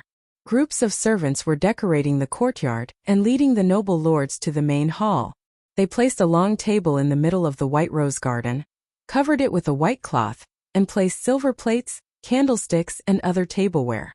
The Queen's garden was already filled with people. People who knew each other and did not know each other were greeting each other. A small royal banquet had begun to take shape. At least the scene was lively and the atmosphere was harmonious. There was not the slightest bit of tension. The inner and outer city of Rushta had always been two different worlds. The gentlemen who lived here had long been used to this. Count Conrad jumped down from the carriage with brisk steps. He greeted a knight or a noble who came up to him with a flattering smile. There were no secrets in the upper circles of the empire. Everyone knew who came from a prominent background and who came up through nepotism. His family had a rich heritage. If his ancestors had done something praiseworthy, then their heritage and cultural heritage would be even thicker. Therefore, he disdained such a nouveau riche, just like how military nobles look down on jesters. What's more, the strong aura of money on these people was often unpleasant. The lives of nobles naturally depended on money, but in their eyes, money was often not worth mentioning. It was almost the same reason that the townsfolk looked down on the farmers in the countryside. Conrad walked through the courtyard of the White Rose Garden with ease. Many gentlemen had already gathered in the courtyard. This was the social circle of the upper class. When the nobles gathered together, they naturally had to talk loudly. However, the topics in these circles were changeable, just like how the gentlemen's thoughts were unpredictable. Therefore, there were often many small circles under a large circle. Different people could always find the same common language. As a traditional noble, he was naturally like a fish in water when it came to socializing. Soon he found someone he was familiar with. "Good evening, Henry. I thought you wouldn't come to this kind of banquet with your personality. I have to give Her Majesty some face." The noble whose name was called smiled and raised his glass. He was a rather flamboyant young man. The smile on his face carried the usual calmness and composure of people of high status. The banquet was organized by Her Majesty the Queen. In fact, she had already informed the upper nobles of the imperial capital a week ago. The banquet was to welcome a certain mountain prince, but in private, it was already a meeting ceremony. Of course, the grander engagement ceremony would not take place until 2 weeks later. That party would be open to the public, but the private work would begin now. This was how the nobles always did things. Henriette took a sip of wine and continued with a smile, "But to be honest, I'm here for the Countess. I heard she's extraordinarily beautiful." "It's Her Highness, Mr. Henriette," corrected the royal butler with a straight face. "You're right," Henriette said apologetically. "All beautiful ladies are princesses." Everyone chuckled. Everyone knew what was going on with this princess. However, some things were not pleasant to talk about. As nobles, the gentlemen present all understood the principle of not overdoing it. Even the butler of the royal family didn't care about this. "But our Prince Augusta doesn't mind this. I heard he only took a week to travel from Wallach to Bankel. 2 of his 6-horse carriages broke down on the way, and the horses were changed to 3-wheeled carriages. It can't be helped. The mountain people always have horses." This witty remark made everyone present smile again. Just like the rest of Vaunt, the barbarians who were later civilized were always looked down upon. Even among the farmers in the countryside, there were many jokes about the vulgarity of the mountain people, not to mention these noble gentlemen. The mountain prince showing off his carriage had long become the topic of conversation and jokes of the upper class before he arrived at the imperial capital. Although most of the gentlemen present did not have a 6-horse carriage, it did not stop them from making fun of the prince. They were not jealous or envious of him. "So this prince is called Ogios?" Conrad asked after listening for a while. "That's his nickname." There was another burst of low laughter. The name Ogios was obviously not a Kurlutzian name, nor was it the Christian name of the Holy Cathedral of Fire. It was the name of the mountain people. His Royal Highness certainly had the Christian name of Kurlutz, but no matter how much he talked about this title, people still liked the native name Ogios more. Conrad also laughed. The topics of the nobles were always changing. When they could not find anything funny about the prince, Some people talked about the battle that happened in the imperial capital. The commotion at the Winter Dew Villa was too big. It was impossible to hide it even if one wanted to. Especially after Brando flattened half of the mountain, the silver light that split the sky in the Shire was probably noticed by more than half of the residents of Wuxia, as long as they were not asleep. However, other than a few people, the nobles did not know what the queen was preparing. Some people talked about the riot that was happening in the outer city and linked the two incidents together. The situation outside is not good. It's a mess. In the midst of the heated discussion, it was inevitable that some people would disagree. Thus, a middle-aged noble said with some disdain, "You call the current situation not good? Young people are not bad. What's going on? Isn't it?" The middle-aged noble shook his head. "It's just a small storm. It can't be compared to the riot that happened 23 years ago." The younger generation of nobles had no idea what happened decades ago, but the older nobles had a look of reminiscence on their faces. Even the nobles were involved in the riots during the last few years. Even the city guards had internal strife, and the rebel army had once invaded the inner city. Compared to that, the current situation was just the beginning. What could a commoner do?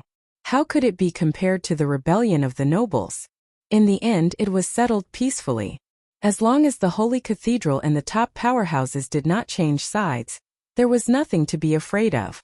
After hearing the middle-aged noble's description, the young man's expression softened.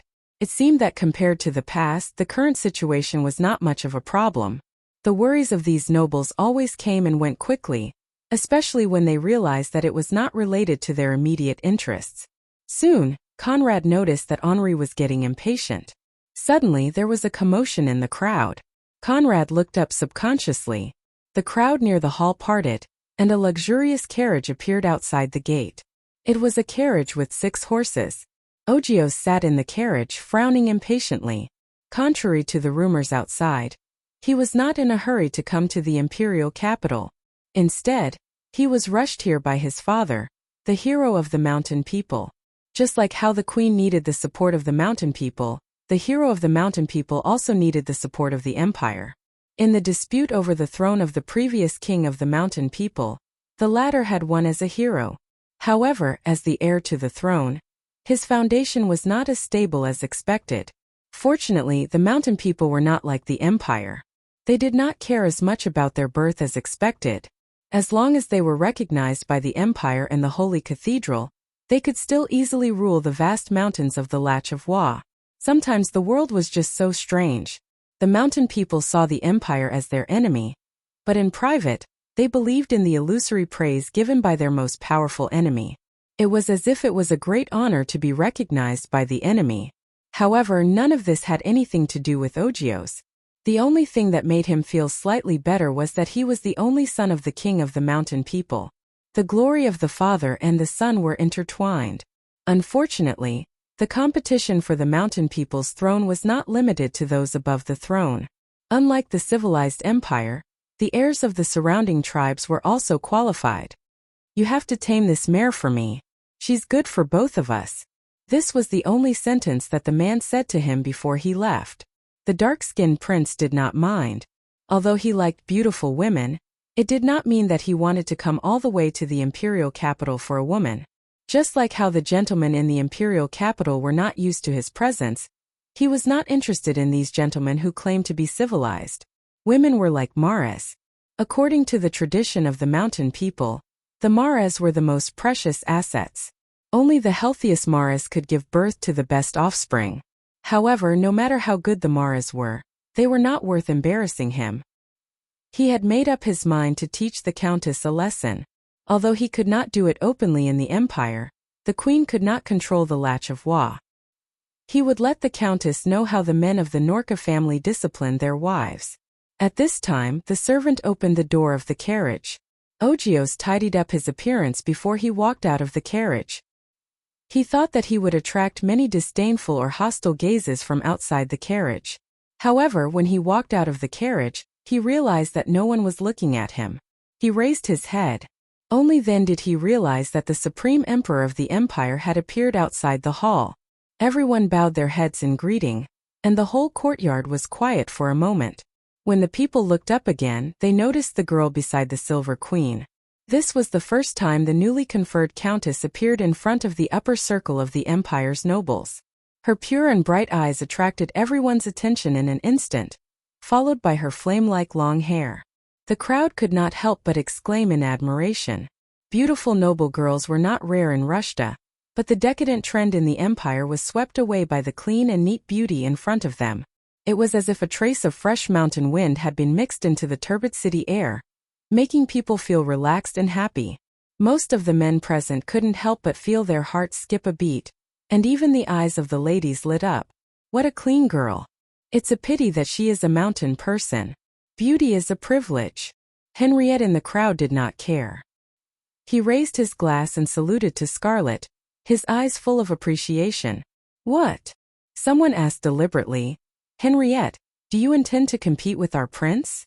Why not? Henriette smiled but did not say anything. His words implied that he looked down on the mountain prince. Since he was a mountain man, how could he be a noble? This was also the thought in the minds of most of the people present. Under the gaze of the crowd, Scarlet frowned slightly. Facing all the men and women present, her eyes were filled with nervousness and uneasiness, but there was also an unyielding flame burning in them. If it was a day ago, she would have been like a marionette being manipulated by others. But now she knew that the Lord was here. Just this piece of news, even if there was no explanation, was enough to ignite an unknown flame in her heart. The Silver Queen, Constance, stood beside Scarlet. Although she was slightly shorter than the former, her innate aura and calmness naturally separated the two of them. In the entire empire, there was probably no one who dared to look at this young girl who was only 14 or 15 years old. Of course, there were some people who did not know where they came from, such as a certain Count Tonagel. She glanced at the crowd casually, as if she no longer cared about the previous failure. She turned back and said to the girl beside her, "What? You don't seem to be satisfied with my arrangement for you?" Scarlet did not reply. She knew in her heart why she was here. You are a mountain man. Of course, it is best for you to return to the embrace of the mountains. He is the son of a mountain man's hero. Is he not worthy of you? The Silver Queen smiled. You're still hoping that your lord will come and save you? I hope he has the guts to do so. Do you know where this place is? My lord will not be fooled. Don't think you can take advantage of this. As it turned out, like lord like vassal. The conversation between the two women made the valet tremble in fear. Since when did anyone in the empire dare to speak to His Majesty like that? However, the Silver Queen did not seem to care and asked, "Is that so? He doesn't even care about the woman he loves?" "I'm the one who's secretly in love with Lord Mu. I'm just an unknown person by Lord Mu's side. There are many girls who are more outstanding than me by Lord Mu's side." "So you mean he doesn't like you?" Scarlet did not answer, but her bright eyes were silent. "That won't do. You are the Countess of the Empire, and even the Princess. No one can look down on you." The Silver Queen changed the topic, but to give the azure lance to an insignificant person by his side, "Your lord is really rich." Scarlet was stunned for a moment, and then her heart trembled slightly. She had never thought of this. It was such a simple logic and she was so inconspicuous. But why did the Lord always give such important things to her without any care? She suddenly felt a little scared. She was afraid that Brando would really come here to save her. This so-called banquet was just a carefully arranged trap. She hoped that it would come later, even if it was a day later, and not now. She used to want to see the face that she could not be more familiar with in her dreams, but now she was even more afraid. She was so scared that the blood drained from her face. The Silver Queen looked at the change of expression on the mountain girl's face and said, "You must be hoping that your lord does not come to my banquet tonight." Scarlet looked at the latter with hatred. The queen smiled. "But I think he will definitely come." Just as Scarlet was wondering where the queen's confidence came from, the latter continued, "If he doesn't come, I will send you to the bed of the mountain prince tonight.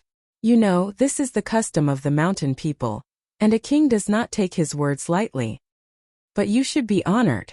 This is a real prince, and the crown of the Latch of Wa is recognized by the empire and the Holy Cathedral. Who knows, you might even become the queen of the mountain people in the future." Scarlet's teeth chattered. and she looked at the queen as if she was looking at a demon. She closed her eyes and her heart was full of despair.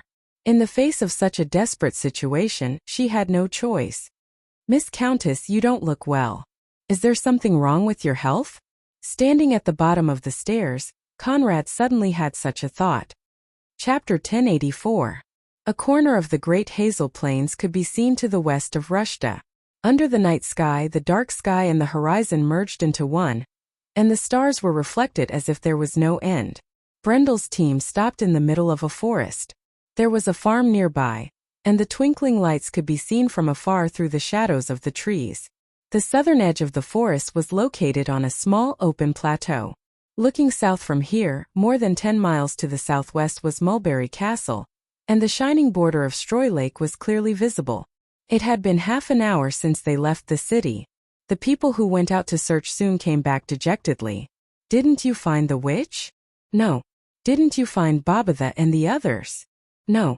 "The Shire and the others are back." "No." Brando asked one by one, but he got disappointed answers.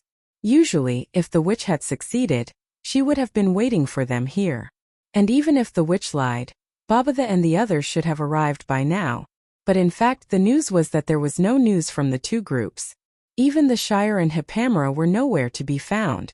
It was as if they had disappeared in the city. The existence of the Duans had disrupted the mental network near Rushta, and the latter had lost the last means of communication with her men. The situation was worse than he had imagined. Although he had known that the plan could have all kinds of accidents, this development was still unexpected. Fortunately, they finally found Ko Hua, who had been left outside the city in advance. When they bumped into the latter, the black-haired girl was sitting barefoot on a huge white wolf, reflecting the bright moonlight like a forest elf. "Looks like you're in trouble." Ko Hua, as always, expressed pleasure in Brando's bad mood. She used to like to find joy in the pain of mortals, but now the fun was much less. Or rather, she had become picky about her food. Instead, she only tasted Brando's pain. But it seemed that the taste was not bad. "Do you have any news about Babatha and the others?" Brando frowned and stared at the she-wolf. "They left you a message and asked me to pass it to you. Otherwise, how could you find me? Your sister is in my hands." Ko Hua's good mood was instantly ruined. He gritted his teeth and made a whining sound, as if he was growling in a low voice. "Tell me, what did they say?" "Your woman is still in the hands of the Silver Queen, but that witch didn't lie to you. She was just transferred away in advance." "Our information was leaked? I'm not the only one with bad intentions around you." Ko Hua sneered. "There are plenty of people who can't wait for you to be unlucky. Of course, count me in." "You mean Delphian?" Brando's face sank. "Impossible, she has no chance. Medisha is watching her. She didn't betray you, but she only needed to do nothing." "What do you mean?"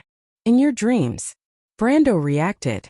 At their level of power, they could easily control their dreams. Therefore, the witch's spells to control dreams were meaningless to people with strong willpower. The latter only needed to prevent themselves from entering the dream easily. With Delphian's intelligence, she would have thought of this, but she never mentioned it. That was to say, when she entered the dream, the witches had already invaded the cat and beard in more than once. He and Medisha thought of arranging for Old Kent to stay outside the inn, but forgot about this. He was silent for a moment, then asked again.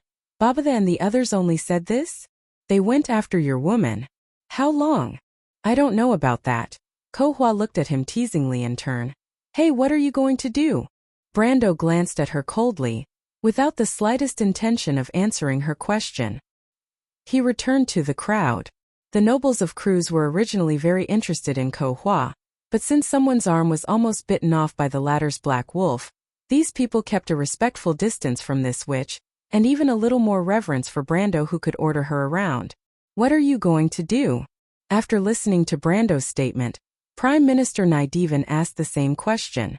Brando was almost stunned for a moment before he realized that Delphian was the granddaughter of this important person. However, the former was calm and low-key, and her words and actions contained wisdom, while the latter was obviously too far away. Although she was also smart, she was too sharp and made people afraid. Sometimes she was simply an out-and-out madwoman, an unpredictable bomb. Not only him, But also Her Majesty the Queen would not like such a person too much. That Supreme One would never tolerate the existence of such an unruly person within her scope of power. In this regard, Delphian's performance was obviously far less far-sighted than her grandfather. Politics was the art of compromise, not the arm wrestling of smart people. It had to be said that this young lady once again created a rather bad mood for him. It was probably because he saw this point that the old Prime Minister of the Empire took the initiative to ask. Although the Prime Minister had not shown any malice in their previous conversation, he had faintly revealed a respectful attitude towards him. Clearly, this was the common understanding of the upper echelons of the Empire. No matter what, the internal strife of the Empire was a matter of the people of the Empire, and outsiders were not to be interfered with. Not to mention Prime Minister Nydivan, who appeared humble on the surface but was actually incomparably arrogant on the inside. But no matter what, it was Brando who had helped these old fellows. Moreover, the latter could be said to have indirectly saved his granddaughter's life. The politicians of this era had not evolved to the point where they could renege on a debt. He stood up not only to return a favor to Brando, but also to make up for his granddaughter's mistakes. Brando thought for a moment. I have to save Scarlet. If Babasha and the others don't catch up, then I can only enter the city again. That won't do, Veronica interrupted before the others could speak. You underestimate Her Majesty too much, little one. Did you think that your arrangements at Frostdew Manor caught her off guard? Now it seems that she was only testing you. If you return to Rushta, you'll be walking right into a trap. Most of the nobles present had different expressions on their faces, but almost all of them expressed the same thoughts. It was obvious that they had escaped from the imperial capital with great difficulty, and no one was willing to return. Although they had escaped without encountering the Dragon Queen or Andesha and the other tree herders that Sydney and Veronica had mentioned, this did not mean that they would be so lucky to enter the city again.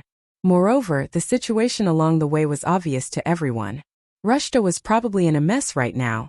Who would be willing to step into danger again? Brando naturally understood this principle. For this operation he had used all of his trump cards, but there were still too many unexpected situations. In particular, the Dragon Queen actually dared to ignore the threat of the dragons and swaggered into Rushta. This greatly exceeded his expectations. If he had a 50% chance of success the first time he attacked Frostdew Manor, then this time there was not even a 10% chance that he could kill his way into the city again. This was a gambler putting all his eggs in one basket. But he had to make a choice. Scarlet was not the only one trapped in the city. The Shire, Mephistopheles, Andrique, and Hippamera were all missing. He could not leave any of his subordinates behind. Teacher. Vahina clearly saw the plight of the nobles. She looked at her teacher with pity. In her opinion, Brando was the one who saved the nobles. In order to achieve this goal, he had sacrificed so much, and they should be responsible for it. At the very least, they should not show such a disregarding attitude. It was chilling. Veronica sighed and patted her student's shoulder. But if you have made a decision, no matter what it is, I will accompany you, little one. Brando was not surprised by Veronica's words. He knew that this was her way of the sword, but he was still very grateful. Ever since he met the Sword Saint had helped him a lot more than once. In his heart, he even regarded the Sword Saint as a senior. Not to mention the unspeakable relationship between her and his teacher, Grey Sword Saint Mephistopheles. But what surprised him was that many of the nobles present in Cruz expressed the same opinion. He looked at the nobles of the Empire in surprise. In his impression, these people, even Vahina's father and brother, were not kind people. They were almost the footnotes of these nobles. Since when did these nobles become so easy to talk to? He could not help but look at Chancellor Nydivan. The old man did not say a word and only quietly waited for him to make a decision. But the fact that this important person did not say a word was enough to express his attitude. We are first and foremost soldiers, Count. One of the nobles said to Brando. Right now we are on the same boat. As long as you make the decision, we will follow it. Brando finally understood the hidden meaning in this sentence. The point was that we are on the same boat. The nobles of Cruz were still as smart as before. But in any case he still felt a little touched. At least his work was not in vain. Thank you very much, he replied. I understand what you mean. Rest assured, I will not make a hasty decision, but I will not give up my goal easily either. Wait for another half an hour. If there is no news, I will re-enter the city. Brando looked at everyone present. As for you, you can wait for me here, or organize yourselves to go to the Mets area first. I believe that for a long time in the future, the Silver Queen will not be able to find the time to hunt you down. He did not say this out of impulse. He knew that even if he brought these nobles with him, they would not be of any use.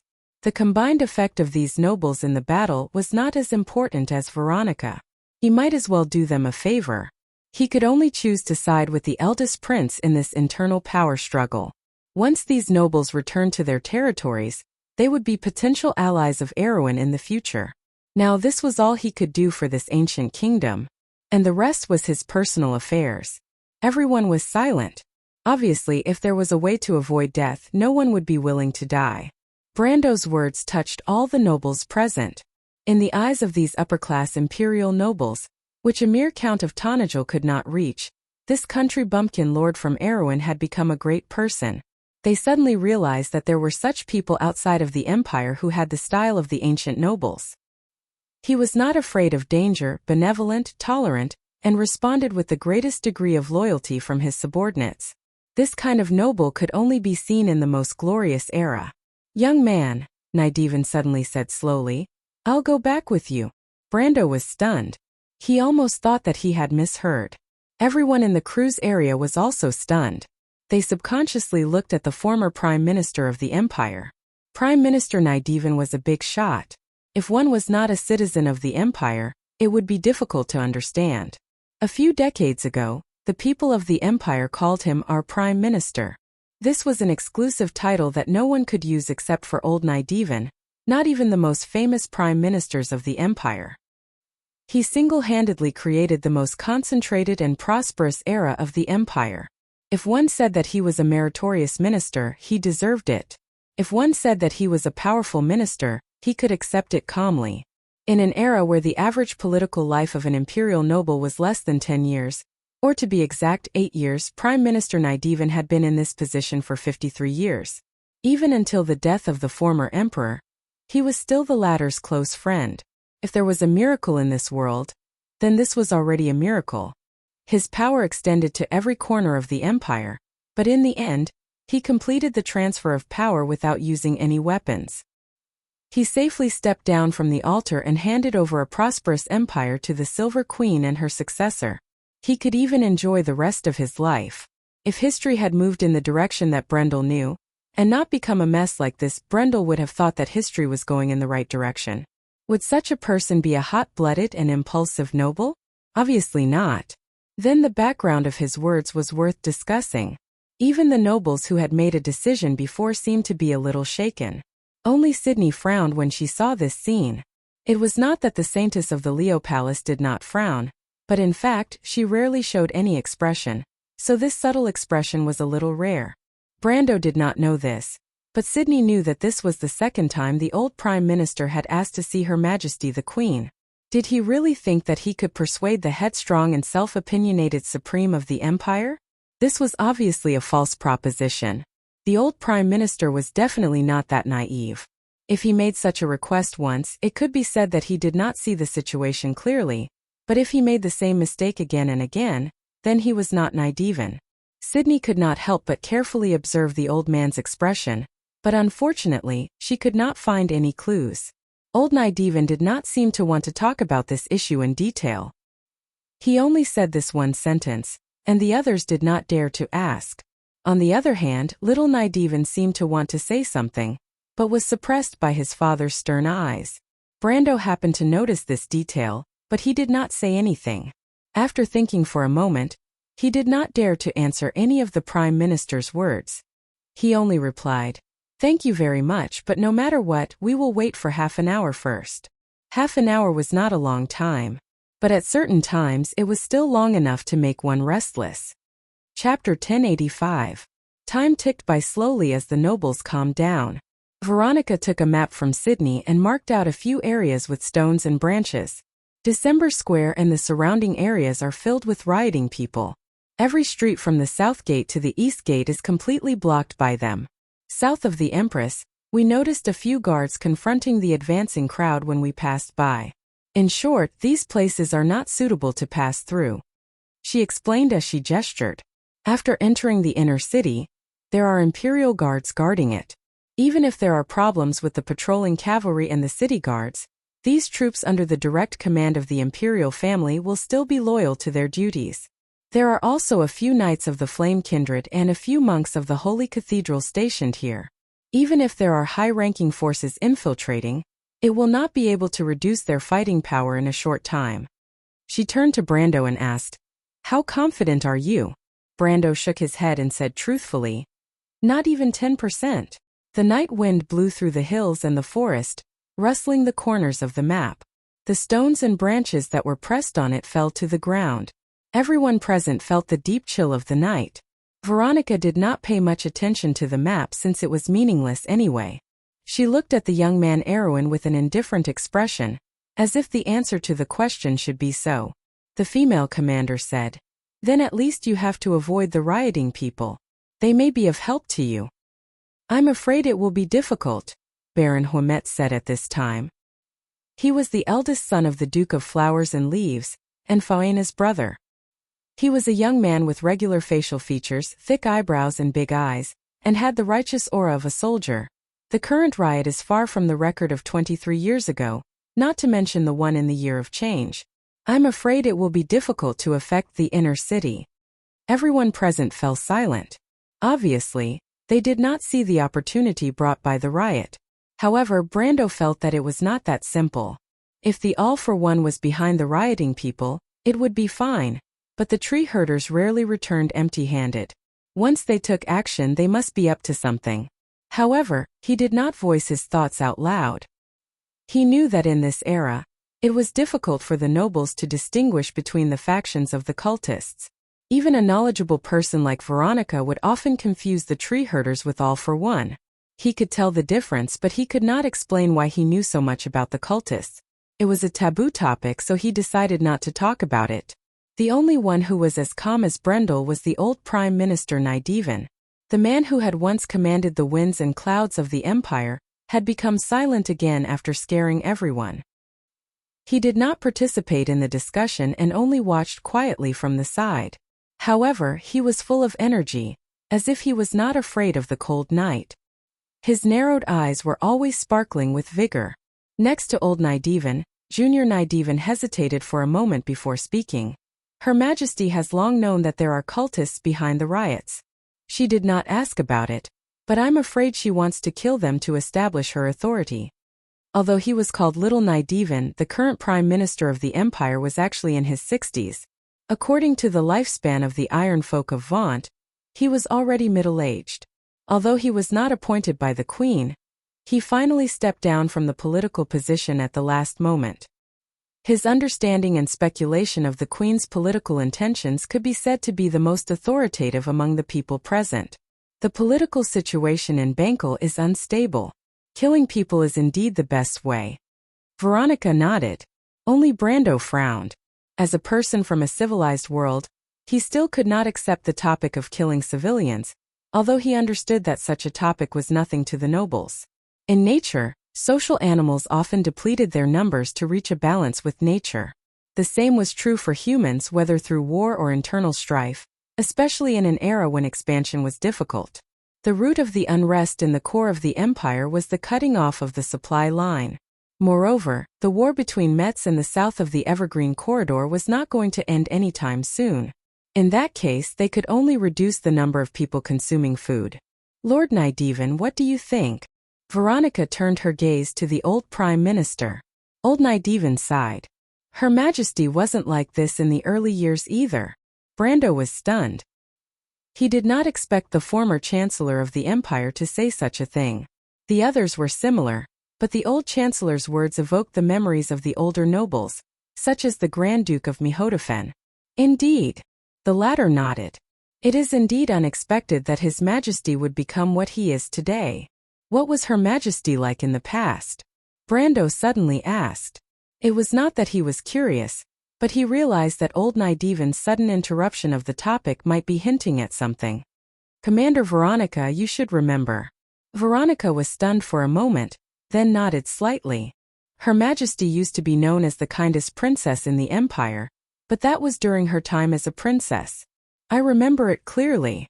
The Grand Duke of Mihodafen smiled. "At that time we were learning noble etiquette in the Royal Griffin's Academy. Her Majesty often talked to us youngsters about the future and ideals. She was most concerned about the status of the Empire, but at that time she believed that the people of Cruz did not have to rely on war, but could also rely on commerce and development to seize prosperity and power. Yes, I was a staunch opponent at that time." Veronica could not help but laugh as if she was remembering the youth of the past. "I was about the same age as Her Majesty, and every time I would be angered to death by her naivety. But the Her Majesty back then was indeed very different from the Her Majesty now. She was especially concerned about commerce, hoping to achieve the second flourishing period of civilization through the expansion of the Dark Forest and the trade links within the civilization." Hearing this, Brando could not help but touch his nose, wondering why this strategy sounded so familiar. To be honest, the female general's tone could not help but become gloomy. "I actually agree with the current Her Majesty, but her way of dividing the Empire is not something I can tolerate. She also went against the rules of the game of the nobles by attacking the princes." At this time, Brando suddenly realized that he knew too little about the Queen of the Empire. In another period of history, she was just a transitional figure. During the period when she ruled the Empire, she existed as a bridge between the two great emperors. Everyone knew that the Silver Queen was Constance, who sat on the highest throne. It was the most peaceful period of the Empire and the world was at peace. The only thing worth remembering was the Third Holy War, but it was a pity that this holy war was destined to be a footnote for the next war of a larger scale, and that was the experience of another legendary emperor. As for the Queen's time as a princess, and even the history of her teenage years, few people knew about it. Brando was the same. He found that his understanding of the Queen's time as a princess was limited to a few words from Tumen. Why did she change so much before and after? Brando suddenly remembered a conversation at that time, and could not help but mutter to himself. Then in that seal, other than the crystallization disease, what did she see? Old Nydiven suddenly raised his head, looked at Brando shrewdly, and then shook his head. "No one knows, but I have some guesses." The two of them seemed to be talking in riddles. Others were confused, but only Brando could understand that this question was back to square one. This was a question that even Tumen was vague about, but the old man in front of him told him, "I have some guesses." He was stunned for a moment, and immediately stared at the former Prime Minister of the Empire. The old man was silent for a moment and then said, "I heard a rumor. Someone once saw Her Highness bring back a baby girl from there." "What?" "From the crystal." Brando immediately understood that the key to the problem was the baby girl. The old Prime Minister stopped talking and looked around. Duke Mihodafen and Nydiven immediately understood and found an excuse to leave. Only Baron Huametz was a little confused, but he was soon dragged away by his sister. Vahina looked at Brando with some worry before she left. Veronica was also about to leave, but the old Prime Minister stopped her. "You stay, Legion Commander. You are also involved in this matter," he said. "In the past, I once doubted this statement and suspected that someone was deliberately spreading rumors. However, after witnessing Her Majesty's actions over the past few decades, I finally understood." Brando and Veronica did not interrupt. They knew that what the old Prime Minister was about to say was the main point. As expected, the old Prime Minister slowly answered, "I suspect that the baby girl is a newborn." "What's a newborn?" Veronica asked, puzzled. Brendel suppressed the storm in his heart and recalled the literature he had read in the past. He explained to the female army commander, "There are many theories about the newborn species, but the Buga people believe that the pure-blooded divine folk is the most likely." "Divine?" "Not a divine but a pure-blooded one. The Myrnas are also descendants of the divine with thin bloodlines. The dark dragon Odin is also a divine, but the only pure-blooded divine of the previous generation is the Azure Knight." The old Prime Minister nodded slowly. "Sir Count, your understanding is more detailed than mine. Therefore, the Azure Knight in the Pale Epic is also a newborn species." Why would there be a newborn baby girl on the final battlefield? I don't know. Perhaps she is a descendant of Odin and the Witch Queen. That's impossible. Brando shook his head. The bloodline of the divine is thin with each generation. The descendant of Odin and the Witch Queen can only be a Myrna. He paused and asked, Lord Nydeven, why do you think so? The old Prime Minister was silent as if he was hesitating, but he finally made up his mind and said, Very few people know that Her Royal Highness made a vow of chastity after the end of the Holy War. Of course, this is a secret. The vow was made by Vala. Later, Her Royal Highness married Duke Olsen. 7 years later, the Duke was assassinated by the cultists on his way to the Metz area. During this time, Her Royal Highness gave birth to 7 princes and 3 princesses. I thought it was all in the past, but then I suddenly figured out the key point. After having doubts, I secretly confirmed with Vala that Her Royal Highness had never broken her vow. What? Brando and Veronica could not help but exclaim. They had never heard anything more bizarre than this. What about the princes and princesses? The old Prime Minister nodded. From then on, I began to have doubts. On one hand, I announced that I was going to live in seclusion and would no longer interfere with the internal affairs of the empire. On the other hand, I secretly investigated and finally found some clues. I found that Her Royal Highness had been secretly supporting some well-known alchemists for the past 10 years. Her extermination of the cultists in East Metz and imprisonment of Mayat was actually for the blood of God in the hands of the tree herders. You mean? I suspect that Her Royal Highness is trying to recreate the newborn. Those princes and princesses are her masterpieces. Of course, she claims that these children are her own. Her marriage with Duke Olsen is also a good cover. But in fact, there are people in the Empire who have been suspicious for a long time. After all, Her Royal Highness does not look like a woman with fertility. Wait a minute. Brando suddenly felt a little creeped out. He could not help but think that the next emperor of the Cruz people was actually a cyborg. But he immediately realized that the eldest prince of the empire was an exception because he was the son of Constance's elder brother. She had taken the throne from her elder brother, so she would eventually return the throne to her elder brother's bloodline. This was also one of the promises that the Silver Queen made to the dragon and the empire's previous emperor. Nothing. He waved his hand, indicating that he was overthinking. The two looked at him strangely but did not ask. But Brando thought of another question. Since Her Royal Highness is trying to recreate the newborn, what is her intention? Where did the newborn that she brought back from the final battlefield go? He asked this question, but the old Prime Minister shook his head unexpectedly. I don't know. Let's not talk about how the pure-blooded divine can be recreated with the power of mortals. I also don't know why Her Royal Highness is so stubborn. But the newborn that year did not fall into her hands in the end. What? I happened to investigate this matter. The existence of the child was deliberately covered up. Only a few people knew of her existence. And among the 3 parties involved, I found a Mr. Pamit Andatel. Unfortunately, I was a step too late. By the time I found him, this gentleman had already been summoned by the Lord and had left ahead of me. I spent a large sum of money to buy all his notes from his widow. From the words and phrases in them, I learned the truth of the matter. I can be sure, Mr. Count, that it was your grandfather who helped Her Royal Highness at that time to cover up this matter. And the baby girl was eventually taken away by a woman named Gloria. This woman was not from the Empire. First, I took the wrong path. I thought that she was close to your grandfather, so I spent a lot of time on this, but to no avail. Later, I changed my mind and investigated the people around your grandfather. Only then did I find out that this woman was your father's fiancée. And in the royal genealogy of the Kingdom of Erewhon, there happened to be a princess with this name. Chapter 1086. Princess Gloria. Brando remembered this name. The Shire once told him that this woman was Griffine's aunt. Princess Griffine also told him that she once had such an aunt who was her father's betrothed. He also remembered that the Shire's original words about this princess were, "She may not meet you." In other words, this princess may still be alive. Is this princess still alive? She is still alive, the old Prime Minister replied with certainty. Someone saw her a few years ago near Bragg's. Near Bragg's? Brando's voice trembled a little. Where is she now? This time the old Prime Minister shook his head. No one knows. No one knows. No one unless your father is willing to speak. Brando thought for a moment and shook his head. Even if he could convince his father now, there was no way to contact the other party.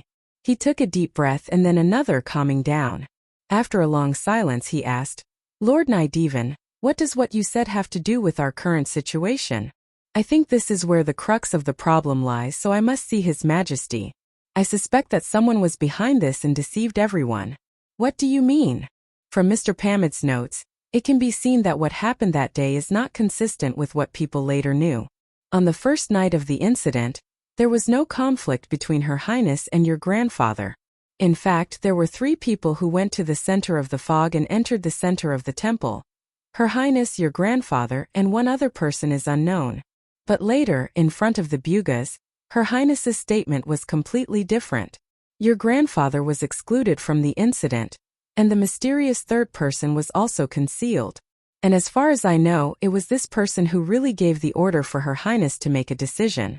Brendel was stunned when he heard that. Why? He asked.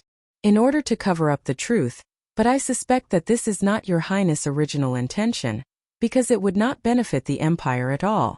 The old Chancellor continued. And this is the answer to the question that Mr. Pamid has been searching for his entire life. Just like Mr. Pamid, I can't find any point of interest in this matter. Everyone's actions seem absurd and unfounded, as if someone is manipulating everything behind the scenes. At this point he stopped and slowly said, But recently I've suddenly figured out some things. Now I think I might have an idea of what to do. Sir Nydevan, do you mean that you can persuade Her Majesty? Veronica frowned and asked cautiously. If I can confirm that everything before our eyes is contrary to what Her Majesty has in mind, the old Prime Minister replied. Is that why you insisted on coming with us? Brando asked. The Prime Minister nodded. Then can we hear your conclusion? Veronica asked cautiously again. The old Prime Minister nodded and replied, I have been investigating Her Majesty for the past few years, and I found that she has been trying to find a way to find the little girl. This means that her efforts over the years have all failed without exception, and the most recent failure led to the death of His Royal Highness the 4th Prince. After that, Her Majesty stopped all actions, and the alchemists I contacted also disappeared one by one.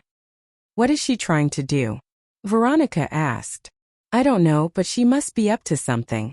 But I suspect that the matter behind this is not so simple. On the surface it looks like the Black Dragons are trying to revive the glory of Odin's era, and they are trying to lure Her Majesty to do this behind the scenes. The 3 dragons are directly involved, and everything seems to make sense. But because Her Majesty and your grandfather have concealed a key piece of information, the Bugas and the dragons believe this one-sided story. Is it the baby girl? The old Prime Minister nodded.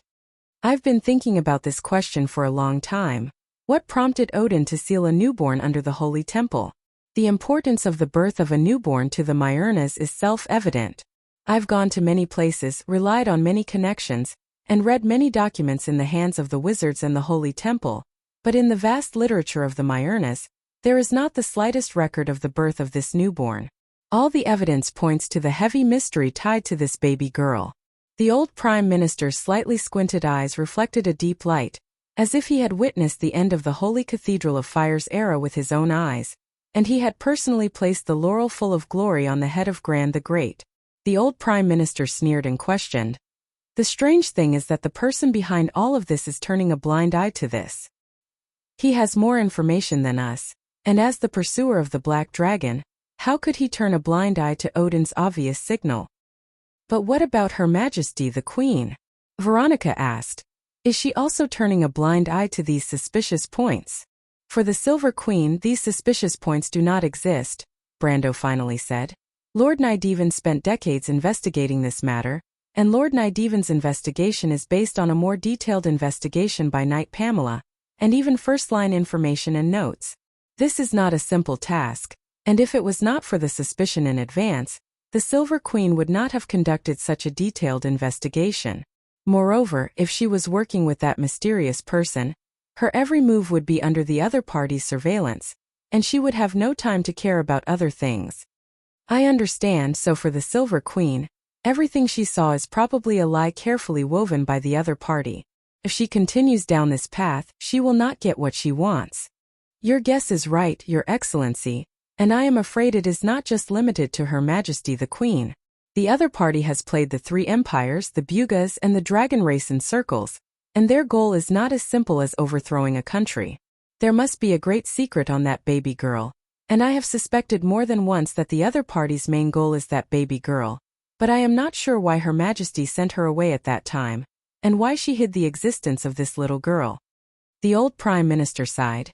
This question has been bothering me until recently, and I do not have much time left. I am afraid only Her Majesty the Queen can answer this question of mine. That is to say, Lord Nydivan, you do not have sufficient evidence? Brando asked. This journey is a narrow escape, and no one has full confidence. The old Prime Minister, who was once at the peak of the Empire's power, answered this question indifferently. Brendel did not say anything. He was doing the same for his promise, and the old man was doing the same for the empire that he had built. Both of them had reasons to move forward, even if they had to sacrifice their lives for it. He looked at the old Prime Minister, who was already somewhat stooped, but in his eyes, he seemed to see the spirit and grace that once dominated tens of millions of people. Some people were born to accomplish great things, and their existence was a footnote to epics, and their corpses would become monuments, whether their enemies liked it or not. The three of them did not speak, but each of them already had a plan in mind. Brando was the first to break the silence after a moment and asked, I wonder what Lord Nydivan's guess is about the other party?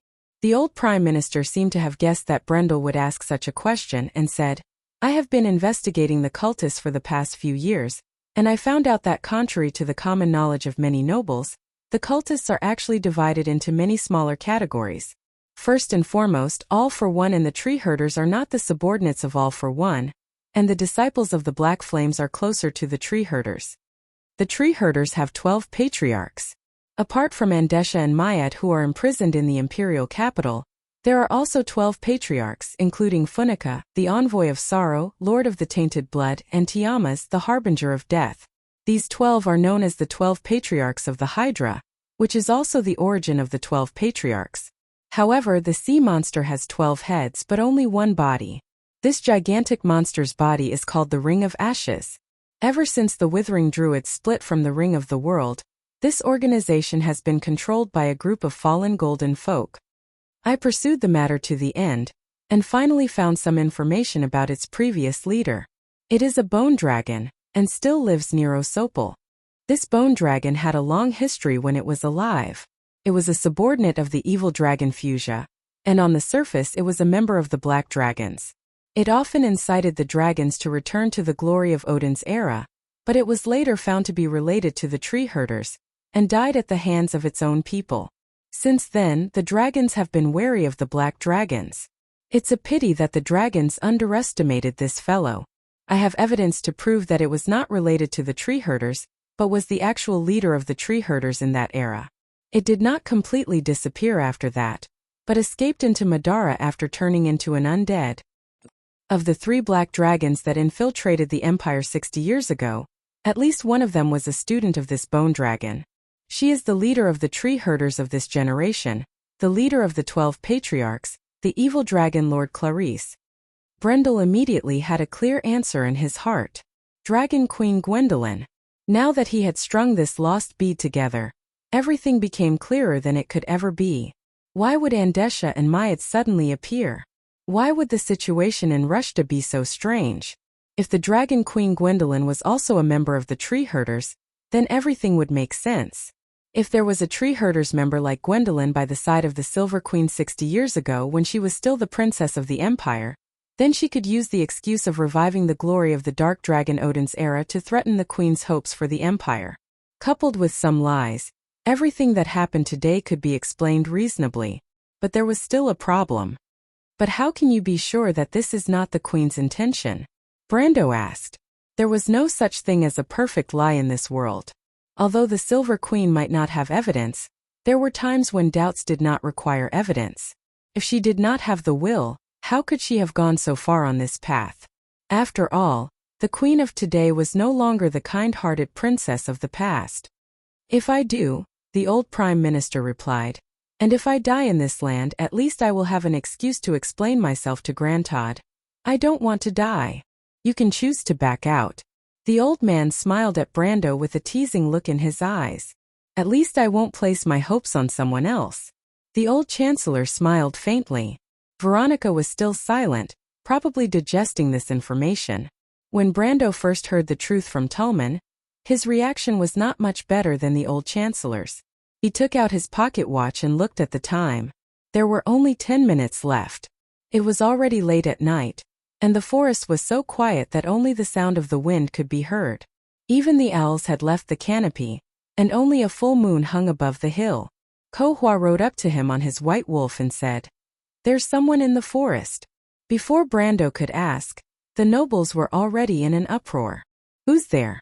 Someone shouted from afar. Brando could not help but wipe the sweat off his forehead. If it was someone ambushing him, he would have been answered with a few arrows.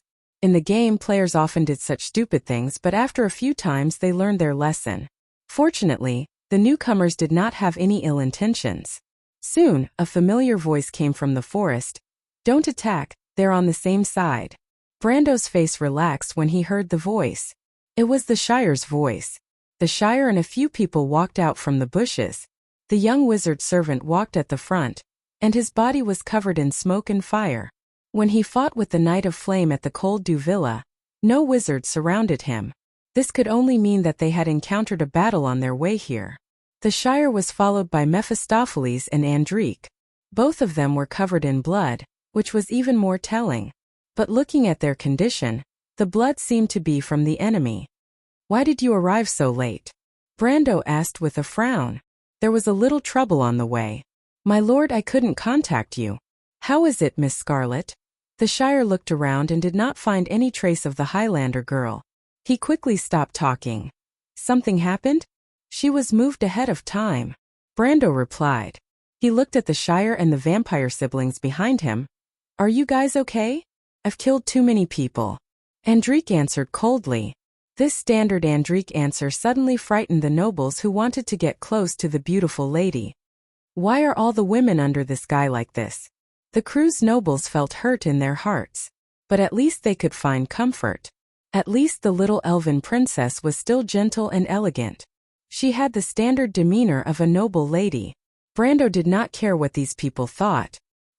He was already used to the vampire lady's sarcastic way of speaking. He only asked, "What's wrong?" "The city is in a mess," the Shire shrugged. "We had a big fight with the cultists. Oh, and we brought back a guy. If we want to go back to the city, maybe he can help us." One had to admit that out of everyone present, this young adept servant was the one who understood his lord's temperament the best. If he did not save Scarlet, then he would definitely kill 10 times in and 10 times out. Oh. Chapter 1087. "Who is it?" Brando asked. "A man from Cruz. He said he was looking for us. When we met this guy, he was being hunted down. We saved him from the cult." As Charles spoke, he waved his hand behind him. The bushes rustled, and a young man in ragged clothes walked out from within. The young man's face was pale, and he looked like he was still in shock. His grayish-blue eyes were filled with vigilance. Finally, his gaze landed on Brando. Brando felt that the young man looked familiar at first glance. Then he remembered that he had seen the young man before. It was near the Cat and Beard Inn. Judging from how close he was with the young waitress, they must be lovers. He remembered that the two of them went out together, but now only the young man had returned. Something must have happened. However, the city was in chaos right now, so it wasn't surprising that anything would happen. Fortunately, the girl named Seti was a kind and easygoing girl. Zhang Heng frowned. Subconsciously, he hoped that nothing would happen to her. If something were to happen to her at this time, even he wouldn't be able to help her. He thought for a moment and asked, "What's wrong? Did something happen?" Although the young man named Alcra was down and out, his mind was still clear. He said, "My lord, please help us. The secret society's disciples want to use Seti to deal with you." Brando immediately became alert. "What do you mean? What's going on?" Alcra then repeated the conversation he heard between the secret society's disciples in his own language. Brando realized that the young man's language skills were outstanding. In just a few sentences, he was able to describe the whole incident. Brando was furious. He did not want to provoke the secret society, but he did not expect them to come knocking on his door. He was worried for a while, but then he remembered that the Roman had white mist with him. He calmed down a little. No matter what, the girl was just an ordinary person, and white mist was the contracted spirit of the witch empress. The chance of poisoning white mist was too slim. The tree herders obviously did not think of this. Only then did he put away his worries and notice the suspicious points in the young man's words. However, before he could say anything, Charles, who was beside him, voiced his thoughts first. These people are really digging their own graves. The Shire frowned. Fortunately, the Roman lady had white mist with her. Otherwise, the consequences would be unimaginable. But how did they know the relationship between the Roman lady and my lord? Alcra was worried about Seti, but he knew that both of them were responsible for this incident. He hesitated for a moment before replying, "I'm sorry, Seti, and I told them. The conclave has many informants in Rushta and most of them are ordinary people like us.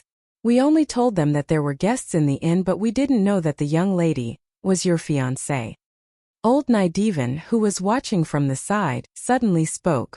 "There's no doubt that only the people around Her Majesty the Queen would know your identity, and the only one who has the motive to order the cultists to do such a thing is that person. It seems like our previous guess was correct." What guess?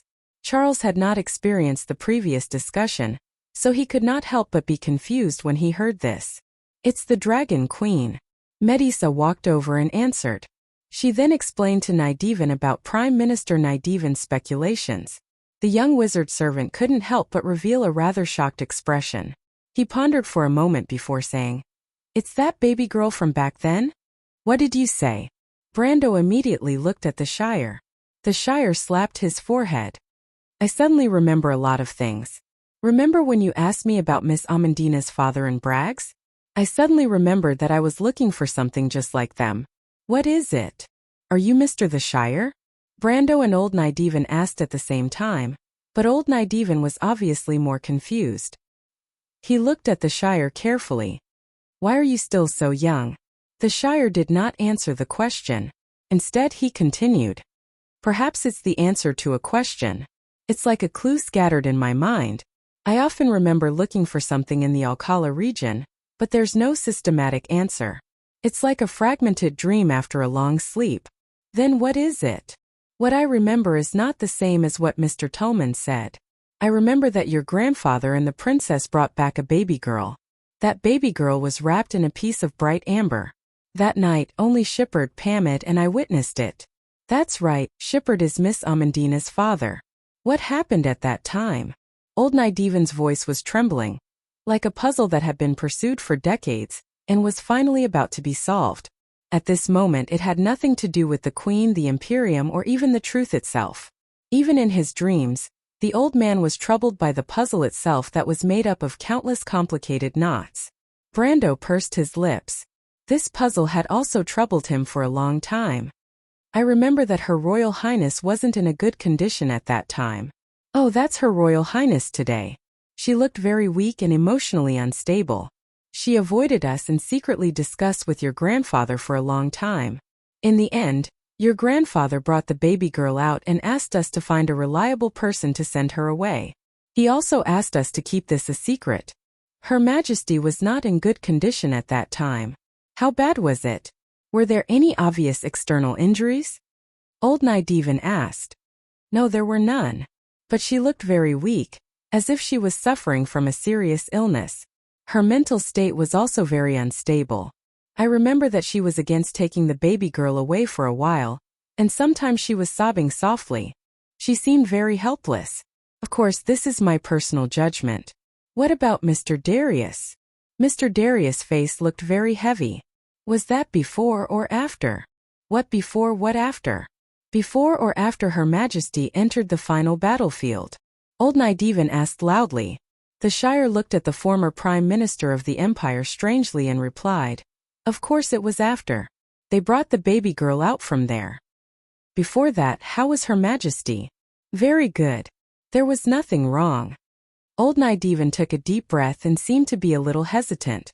The others were far away and did not understand what was going on. They thought that they were arguing. The sound of the argument spread far away. A few stray dogs were wandering around the edge of the forest. When they saw the crowd, they ran away with their tails between their legs. Someone saw a fire in the direction of Rushta. The stars lit up the dark night sky. The air was filled with the smell of dryness and burning. "Are you sure that the baby girl was wrapped in amber, the Shire?" Brando asked. The Shire nodded. "What happened after that?" "We found a reliable person in the Alliance. Your father's fiancée, Princess Gloria, who was serving as the envoy of Erwin in the Alliance at that time, entrusted her to bring the baby girl back to Erwin overnight." "What happened after that? Did you see her?" "Later, when I returned to Erwin, I saw her once.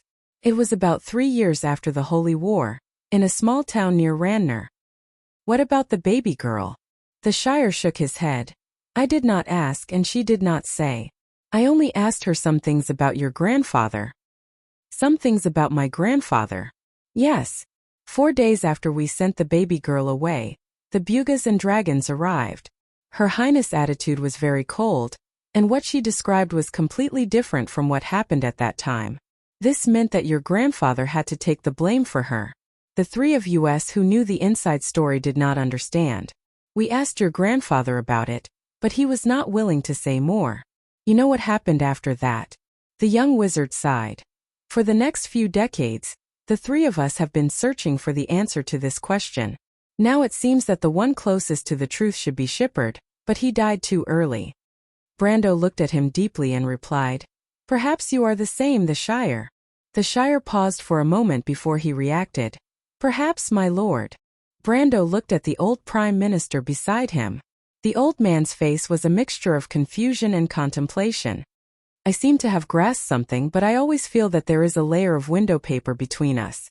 This feeling is really uncomfortable." The latter could not help but shake his head. "No matter what the truth is, we have to be on our way.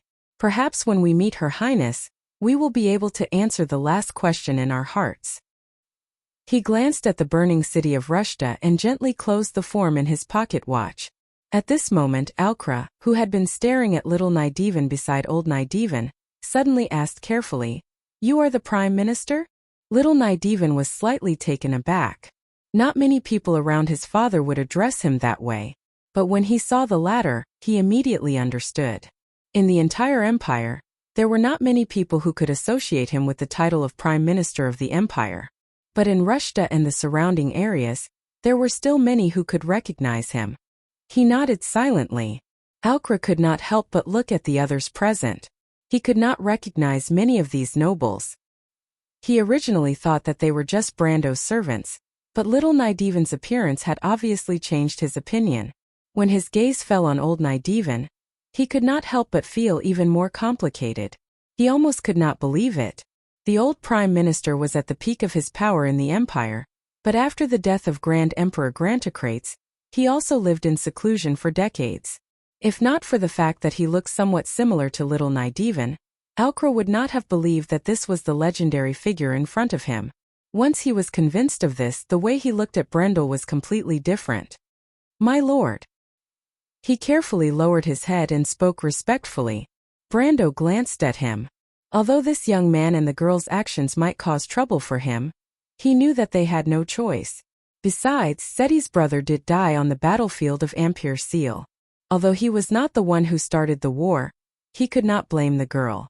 Perhaps this was the biggest mistake of the Holy Cathedral and Her Majesty. They had unknowingly changed the fate of many people, but they had never felt guilty about it. This kind of arrogance had been deeply rooted in the nobles' hearts for hundreds of years. He replied, "Don't worry. The white mist knows what it is doing. Seti is just an ordinary person. It will not do anything to her." Alcra did not know who the white mist was, but such a noble made him feel at ease. He looked at little Nydivan and the old Prime Minister and could only feel relieved.